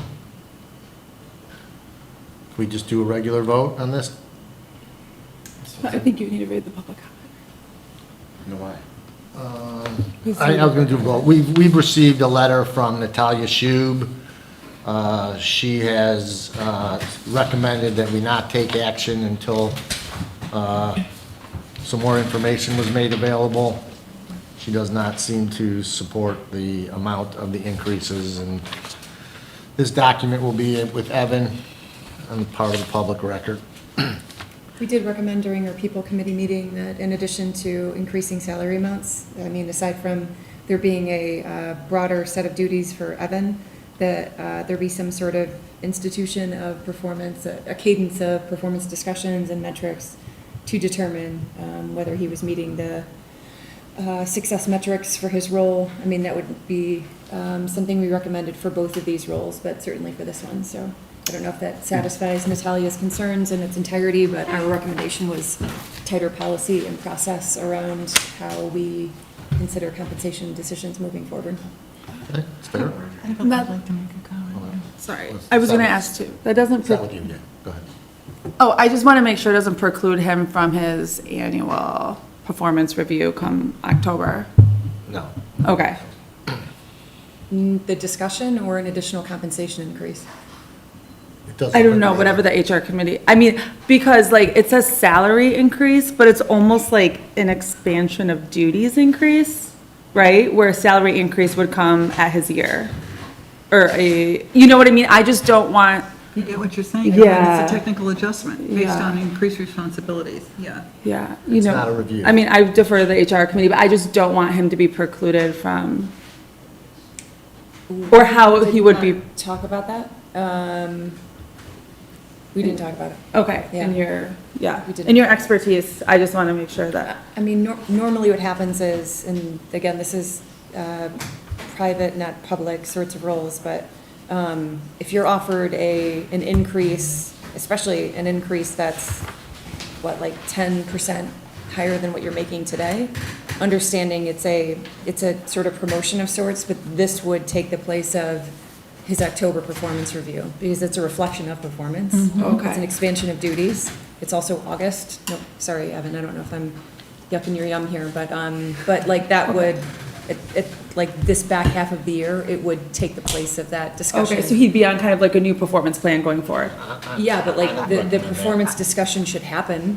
But Yeah, the normally what performance happens discussion is. has to happen. But Whether that's a there's very good compensation point, associated yeah. with it as a completely separate item, the review should still remain. I don't think, yeah. We've increased his salary because we've increased his duties. We haven't done a review of his performance right now. I'm not disagreeing, I'm just saying, the, That's normally how the best yeah, to practice the HR goes. committee, like just, I did not present this with the intention of providing him with another raise during his Yeah. review period. But we would have a We would discussion. still do of the his, review. yeah, performance. And then this would kick off, I mean, like you said, now he has new Right. responsibilities and he has new duties, and so the next time he's up for a review, he Right. would be appraised on that new set of responsibilities. Sorry. I'm not, there's tension here I don't understand. I'm not being No, not tensious you, about not it. you. I just, I I don't want to think we're being understand. tensious. Yeah. Whatever, it's my opinion, I disagree that just because. I'm we not taking gave a him position, though. An increase in his pay because we increased his duties, that he is categorically not afforded the opportunity to also get a raise in October if we believe that his job performance warranted it. Sure, but what we also talked about, in addition to having consistent performance discussions, is that on an annual basis, we would allocate an allocation of dollars to say, you know, for the year, what would we project is a budgeted amount for salaried increases? And then that would be applied, I mean, theoretically, at any point in the year. Typically, it is a reflection of performance, which I would argue in this case, this is partly that, because if Evan were not capable of performing his role, we would not have added additional duties on top of it. Right. If he couldn't satisfy both of those things at the same time. But what would typically happen is that moving forward, we establish a process where at some point in the year, we revisit salaries based on either anniversary date, so overall tenure, or we determine at some point in the year or when compensation decisions are made on behalf of the organization. But you would determine whatever that cadence would make sense for the organization to be. But in this case, because we're offering a 10% increase, which is, again, on some level also performance-related, it would typically take the place of what would be offered, especially now that we're talking 2 months from now in October. I'm just saying that's typically what would happen. It is not a reflection of Evan's duties, capabilities, his performance, but it's a measure of process and consistency. Is that the understanding that you had, Rachel? Yes. Okay, yeah, that's all I was saying, was let's just have the same understanding. I have a comment. Can I just make a comment about this? So it's pretty unusual to combine a clerk, village clerk, which is a career track, with Main Street. And to the point that the HR committee recognized, it's because Evan's an outstanding employee that we even considered this.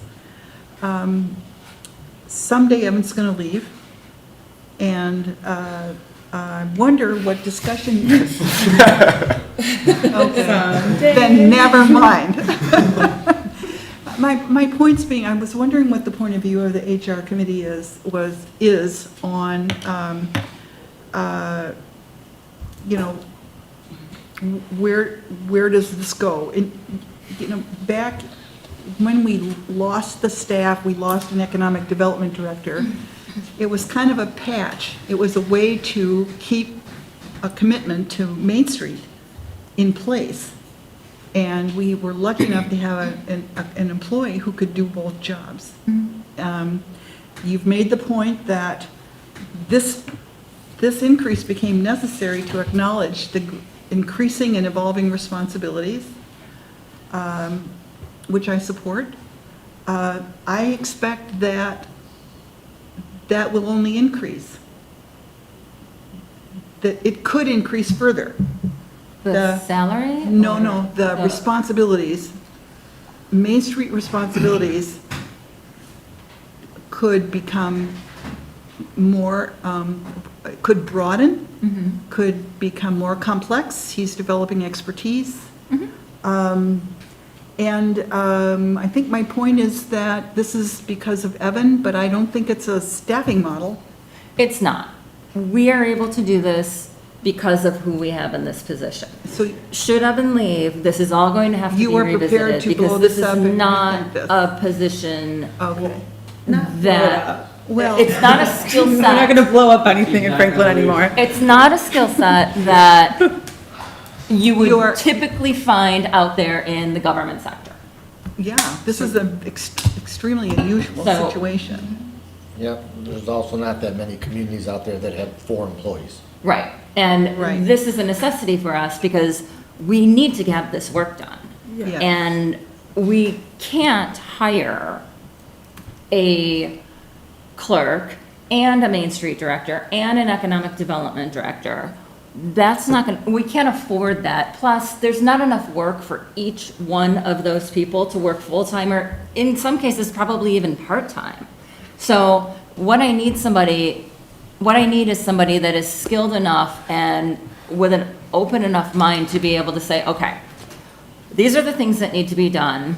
I'm gonna learn whatever it is that I need to learn to do this, and I can handle all of these duties because this is what I want to do. So I'm taking from your comments, and I am sort of curious if there is any discussion from the People Committee on this. So you'll be observing how this responsibilities evolve, and will come back and recommend changes if it becomes necessary. Oh, absolutely. Based on the environment and what happens On with the level of work and on the amount of time he's spending on one duty versus another. Okay. This doesn't exist anywhere else. I know. We've made this up, but we need to because it's a function that we need to solve here. We need somebody to do this work. So far, things have been working out great, and he has been doing it without an increase in pay for a few months now, and things are going well. I don't perceive that there will be a huge change in that within, the near future. Okay, thank you for that. Anything else? Yeah. So I just wanted to pull back the conversation to where we were talking about performance reviews, whether or not this impacts future raises within the performance period. And I just wanted to note, it's an incredibly good conversation. But to me, it highlights the necessity of expansion of our policies. Like, we should have a policy around this so that we don't wait for the discussion on a particular employee to have it, right? It becomes very difficult for us to iterate the right way and to make positive improvements when we don't have a foundation, because we're gonna end up with a lot of different opinions with nothing written down. And it was kind of witnessed here, right? Where it's kind of like, well, in my opinion, this shouldn't impact a future, well, in my opinion, it's this. And it's like, if we had a policy, we're all working off the same document with the same expectation, and we can have more targeted conversations for how we should operate moving forward. And I know that our current staff is doing a tremendous job at the policy, but that in bringing policies to the committee, or sorry, to the council. But at the same time, we have an onus on us to also look for opportunities for policies to come in place. And I think this was a good demonstration of, we don't need to have these discussions at the table. Like, there should be structure that's already in place so that, one, it doesn't put any employee into the awkward position of this discussion, but equally true, that we have consistency for the village despite who's sitting up here at council.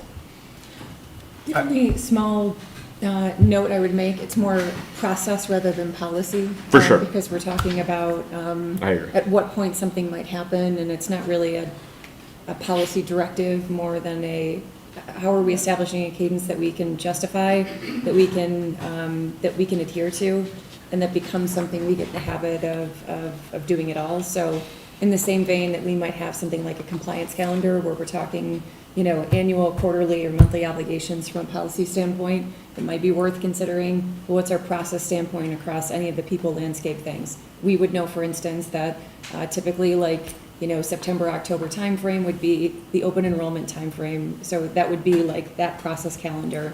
We might know that the start of the year in January, or however we want to time it against the budget year, would be like our process for performance conversations. We would know that perhaps the compensation cycle takes place at one or potentially both of those, depending on how we set it up. So it just becomes a calendar that we follow of processes rather than an ad hoc. It should be codified, I think. It should be, yeah, it absolutely should be. Yeah, I agree with that. To be fair, like most organizations do not have this, so this is not a knock on the Village of Franklin. This is something a lot of companies struggle with, and we are a very small organization, so it is what you want to aim for. Most companies, aspire to get there, and on some level might miss in lots of those categories. Progress now. Have a motion in a second. We do? Yep. We do. We do. Further discussions? All right. I'm just going to do a regular call vote. All in favor, say aye. Aye. Opposed? Motion carries. Congrats on it. You're welcome. Thank Dinner's you. on you. Oh, sorry. We have So- one more. Yep. So now we have, consider a salary increase for the building clerk, treasury clerk. It's consideration to increase her hourly wage from $24.81 an hour to $28.84 an hour, which would result in an average work week increase of $8,401.60 a year. Right. So, when our building clerk was hired, well, I wasn't here when our building clerk was hired. I cannot find a job description for her, or even a current contract for her. So, I have created this job description based on what she's been doing since the loss of all of the staff. She took on a lot of duties that a building clerk would not normally take on. And the decision was made to give her those duties because there was not another person here to handle them. She has been handling them wonderfully, and she has not been compensated for that, nor has she ever once complained or asked for additional compensation. But her institutional knowledge and her ability to handle these duties as well as she does is incredibly valuable to this village. again, this is a position that doesn't exist anywhere else. I have never seen a building clerk / treasury clerk position. She's handling accounts payable, purchasing, general administrative responsibilities. She answers the telephones. She has done many things to help improve customer service. She brings recommendations to me all the time about things that we could do better. Combining these two positions for the village saves the village a lot of money. And it is really important to allow this to happen because it helps us to create this separation of duties, separation of responsibilities, where one person is putting invoices into the system and another person is paying those invoices. Most communities have a treasurer and an accounts payable person. We don't have enough work to bring on an accounts payable person. So it makes sense to create this combined position and continue to run things the way that we've been running them. Jenna's been a huge benefit to us, and quite honestly, I don't know who else I would give a duty like that to. That it doesn't belong in Evan's hands. Evan has enough work to do. I have a lot of work to do. Plus, I'm the person that signs the checks, so I should not be putting the invoices into the system. So we do need to have this work covered by somebody, and that person should be paid for the extra duties that they're handling. Sorry, is she an hourly employee or a salaried employee? She is an hourly employee. So she doesn't get benefits? No, I think she gets benefits, yeah. So she's a salaried employee? Well, can be hourly full-time and get benefits. Okay. Okay, so is that a distinction between the status that Evan's in?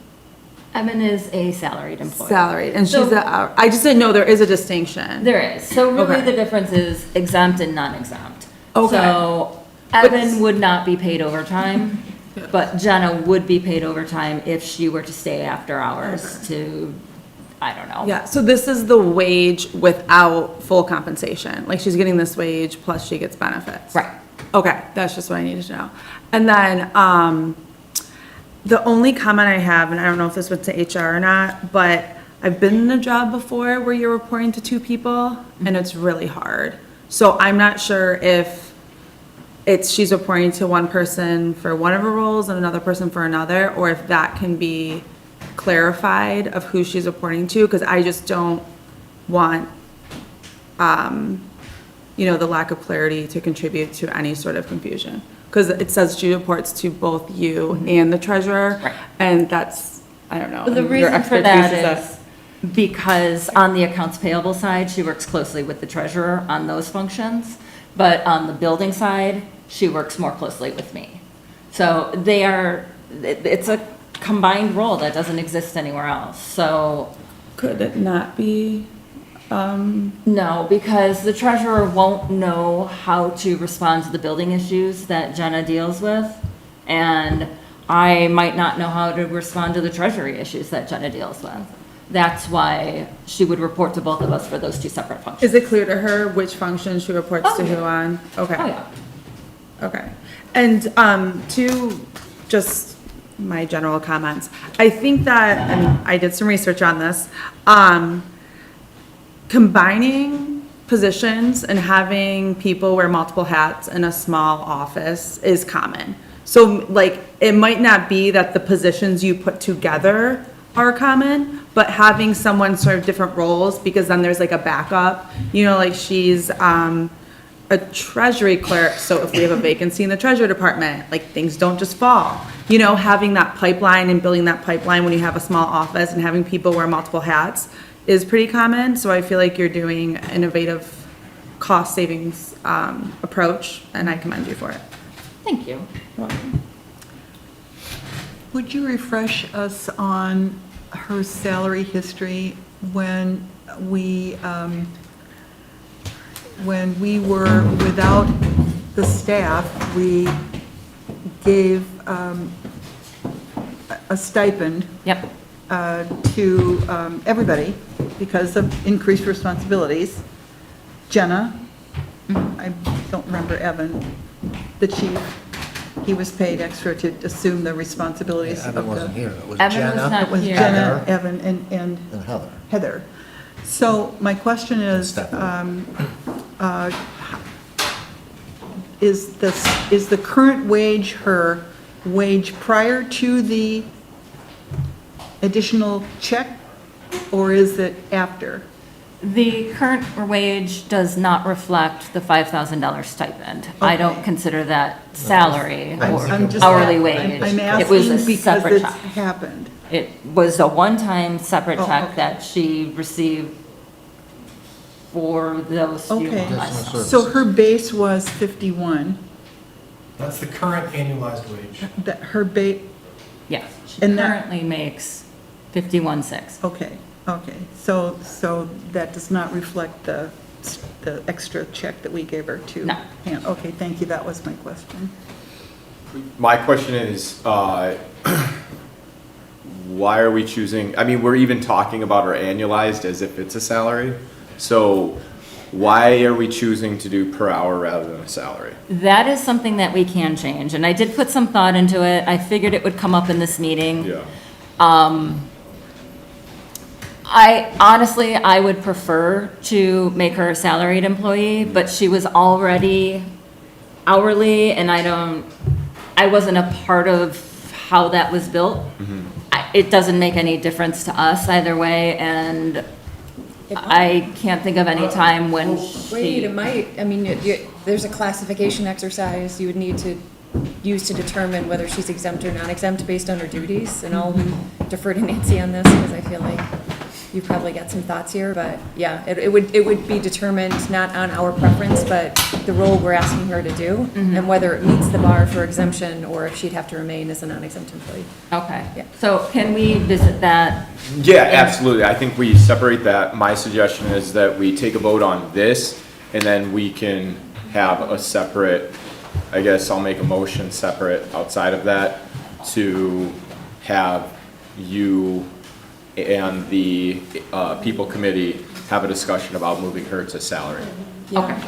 One of the things I was going to ask is, she is getting an increase, and because we've increased her level of responsibility, if that would be reflected in her job title. I know we're kind of straddling two very distinct things, but something like that could kick her into a higher level of responsibility, which might at some point hit the classification bar for exemption. So something like that might be a consideration if we're starting to see more complex or more senior duties. Yeah, okay. So that's definitely worth considering too.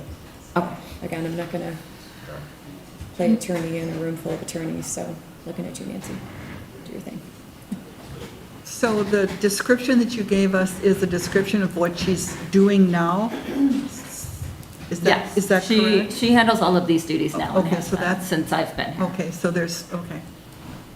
This is like codifying what's currently happening effectively. Yeah, the contrast I was looking for is is there a stretch in here someplace for what you plan to, with additional training, have her do, but that's not it. It's really documenting what she's doing right now. Right. Okay. It may be that we don't have job descriptions for other employees.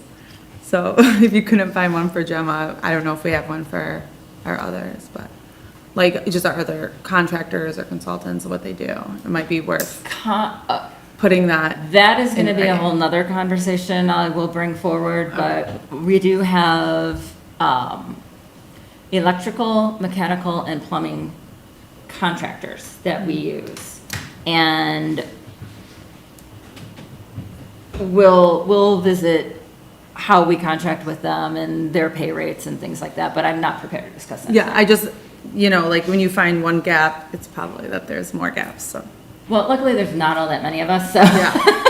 Yeah, I'm just That talking pretty like. much covers everyone. The code enforcement officer, the building clerk, you know what I mean? Is there any planned overtime for this role? Does she ever work overtime? Is that something we budgeted for, or that There is over a the last year? small overtime amount in the budget, but it's negligible, and she has, since I've been here, she has not put in for overtime.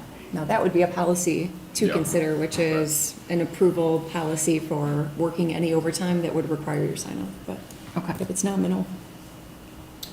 Yeah, that's another point, sorry, I wanted to bring it up when Evan, even though salaried government employees aren't often granted overtime, usually you can give comp hours. So I know that you said he uses his personal time, but, and this might have to go with the HR committee, but like, you could say, okay, you worked 4 hours after 5 PM, you can use that 4 hours towards something else. On my to-do list is a reconstruction of our personnel manual. Okay. And we'll cover things like that in that manual. Because you don't want, even though you can't give money, banking hours is beneficial.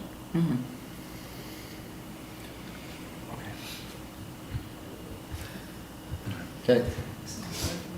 I'll make a resolution or a motion to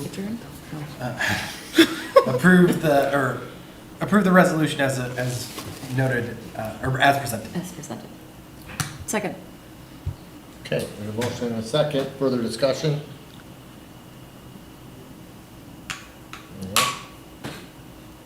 Okay. All in favor? Aye. Opposed?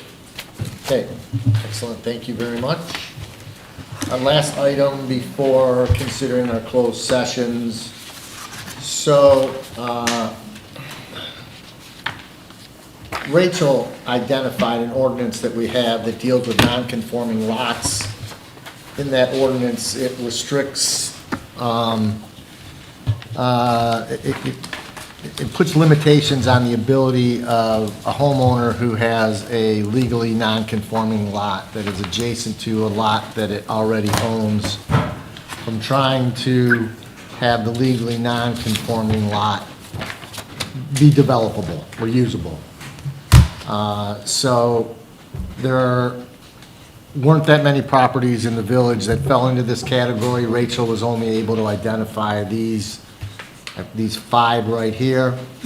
One of these homeowners had in the past tried to develop his property and was denied that ability by the ZBA, and subsequently is in the process of building a house in another community because he couldn't build a house on the lot he owns next to his lot.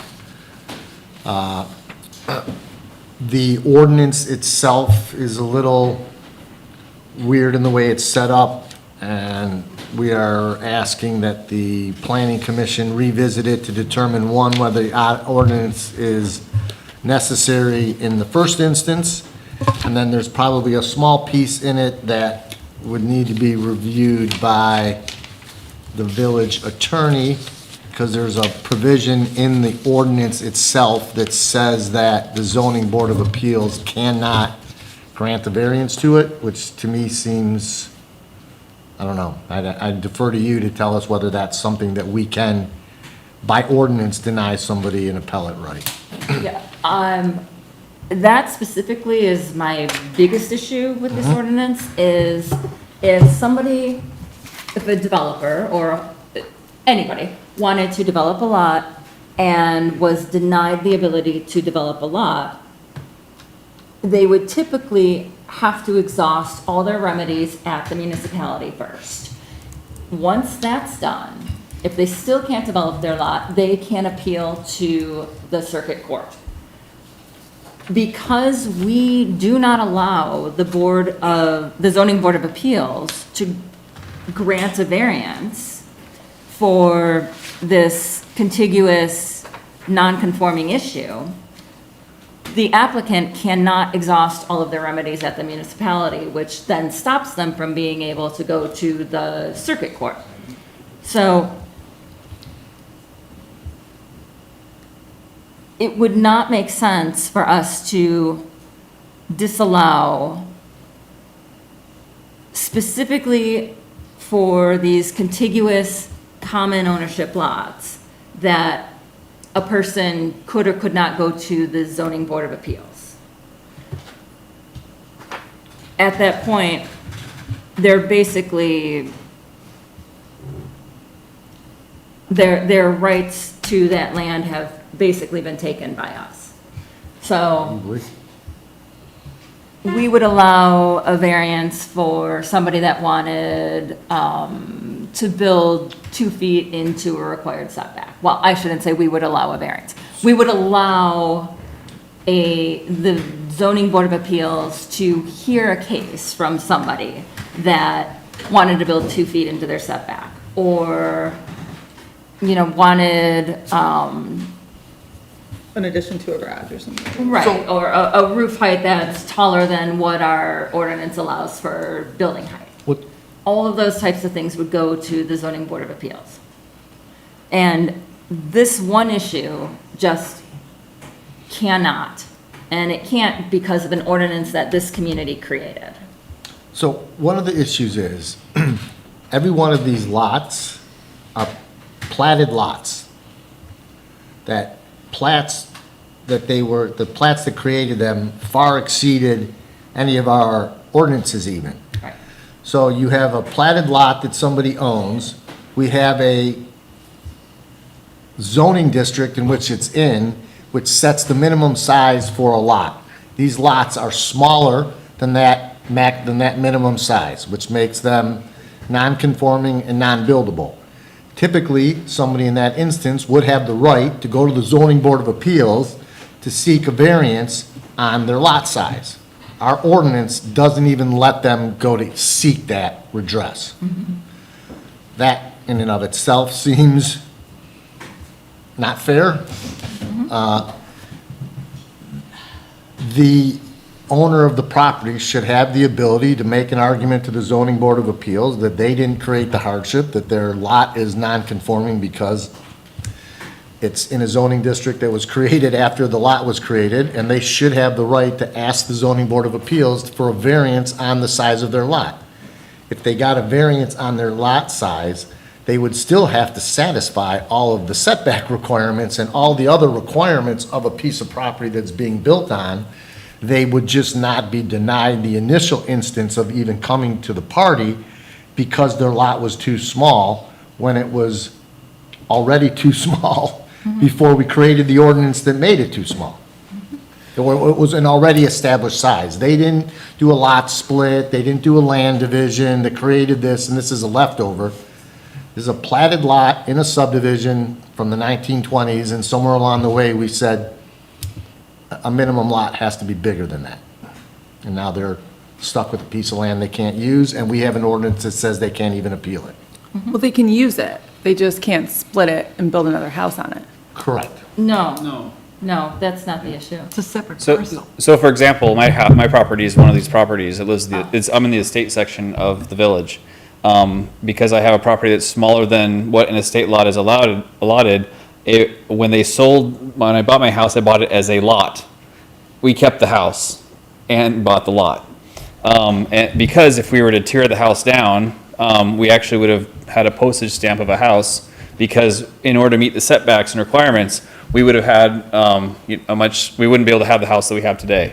And so because we were able to keep the structure that we had, that was already non-conforming, then there was no change needed. There was nothing, we could expand what we had, the initial footprint, because we were able to, because it was an existing home. But if we were to tear the house down, we wouldn't be able to build a house of the same dimension today, because it was non-conforming. And there's no way of changing that because of the ordinance. So There's is this there's no real like appeal. a two-part ask? So there's two different scenarios. Okay. I think we're talking about here. We're talking about being able to split your property. We have two parcels, and then you also have the situation where you're in an area, non-conforming in an area that, like, we're on the border of that area. If they just moved us over one section, one house over, one lot over, then we would be able to rebuild on that house. But that would be a whole different process, and it would have to be, we'd have to change our village maps of zoning and everything, so to make that work for us at least. But for some people, they can't, because they're smack dab in the middle, but the plot existed before we reassigned these zones. Did this go to zone, or go to We're planning? just gonna send it. You're sending it to us, yeah. Yeah. I wasn't sure if planning's ever talked about it. We've not, because it doesn't come up a lot. It does come up sometimes, but this is, I think, you know, this is part of the cleanup we Yeah, I have to just think continually do. this was created in 1990-something, back when the Land Division Act was being amended and a lot of things were being done on properties to accommodate for that. We're now 30 years removed from that. I just think it would be fair to have the Planning Commission take a look at this ordinance, have Chris Duzen take a look at it, have Nancy's firm take a look at it, determine whether or not it's copacetic, and if it's not, then we should consider addressing it. And this is not focused on splitting lots. No. This only applies to non-conforming. existing Existing non-conforming platted. lots. Okay. Yeah. So these existing non-conforming lots do not meet the square footage requirement to be able to build upon in that zoning district. And in some cases, they're only a couple thousand square feet short. Correct, and our I mean- ordinance made them combine the two into one for no reason whatsoever other than they're adjacent to each other.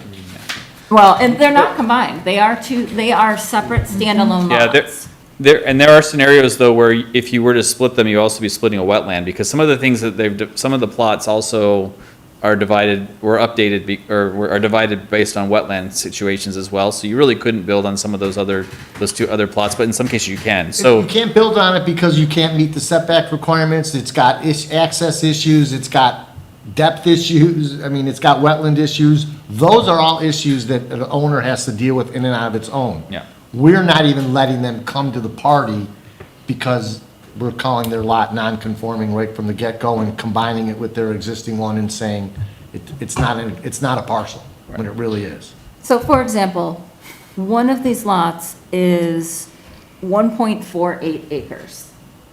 That should be big enough to build a house on. But we don't let people build houses on this lot because one house, we are not letting this lot be developed for one residential home because it's, The minimum lot size is bigger than that. yes. Trustee Sally has a question.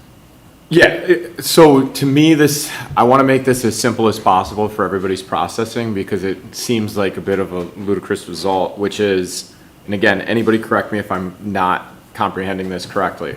We as a village have determined that the way that we handle variances is through our zoning board of appeals for every matter, except for one. And this is the one. And so what we're talking about is not any policy change outside of the fact that when somebody wants redress, that the place that they go for it is the zoning board of appeals. And this just brings everything into alignment. So for me, that's my feedback to the planning commission. It seems pretty straightforward. It's about equity, again, like. Well, and so what you would do is just delete that phrase that makes it unappealable. It would just go to the zoning board of appeals. Yeah, In the yeah. ordinance, Everything it else. says the zoning board of appeals shall not grant a variance to the requirements of this, right? That's the. Yeah, that would be a line item that we'd have to change, or we'd have to change to fix that, yeah. I mean, it makes sense, I mean, there was no recourse for us, so it was just, which we like the house, so. So this process question, if you have to have a public hearing on this? We will, but we have to, it's gonna take us a month or two just to get through all of the processes of even, I mean, I know that this is very straightforward, removing a single line, but we wanna make sure that we don't have any unintended side effects of this as well, and so. Public hearing would only be scheduled if in fact you determine that an ordinance change is needed. Right. And that would be a recommendation from you back to us and then a directive to you guys to amend the ordinance. Yes. Yeah, so just glad we need to look let me, at it like that. let's clarify that, then make sure that I'm understanding. Is the ask that we research this out and then come back to you Yes. to recommend an ordinance Yes. change? Okay, then yes. As well as whether or not that sentence is legal. Okay. Do we need, I guess the only question is, do we need the county? We need Nancy's insight on that one sentence, on whether you can, by ordinance, deny someone the right to seek a variance. I will get you an answer there. The answer to that question is depending on what kind of variance. Is it a use variance? Not a use variance, it's a size variance. Then typically that answer is gonna be no, and I'll verify that, and I'll get you the things that Yeah, will just like that's what I thought. misread. Okay, awesome. And just for clarity on that, for Nancy, under the current ordinance, are we the appeals board? Do they come to us for appeals, or is it just, because those are kind of two separate things. If they're still afforded an opportunity to appeal, we just moved that authority from the zoning board of appeals and reserved it for council. That's separate, then they're not afforded, recourse, yeah, the recourse at all. He sold this house and kept it. So, yeah, if you wouldn't mind sending your expert legal advice to Chris Newsom and myself when you also CC council, that would be great. I will let you know that I am limited in my scope to Okay. give it to the council, and if they would like to. Okay. sure, they certainly can, but I report. That's fine. to them. So unless they direct me to do so, I can't do that. It's I got you. Thank you. a privilege. Yeah, so the planning liaison. Yep. Yep, perfect. Good. Do we need a motion to do that? To refer this to planning? Probably do.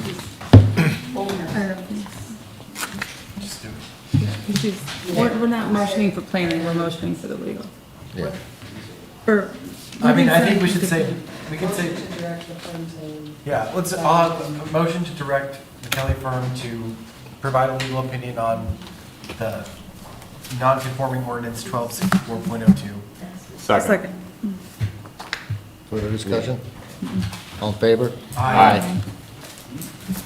Okay, so that completes our agenda items. Oh, real quick. Oh, yep. I'd like to make a motion to refer to the people committee, as well as Rachel, to explore whether the building clerk, treasury clerk / treasury clerk, to determine whether they should remain classified as hourly or salaried.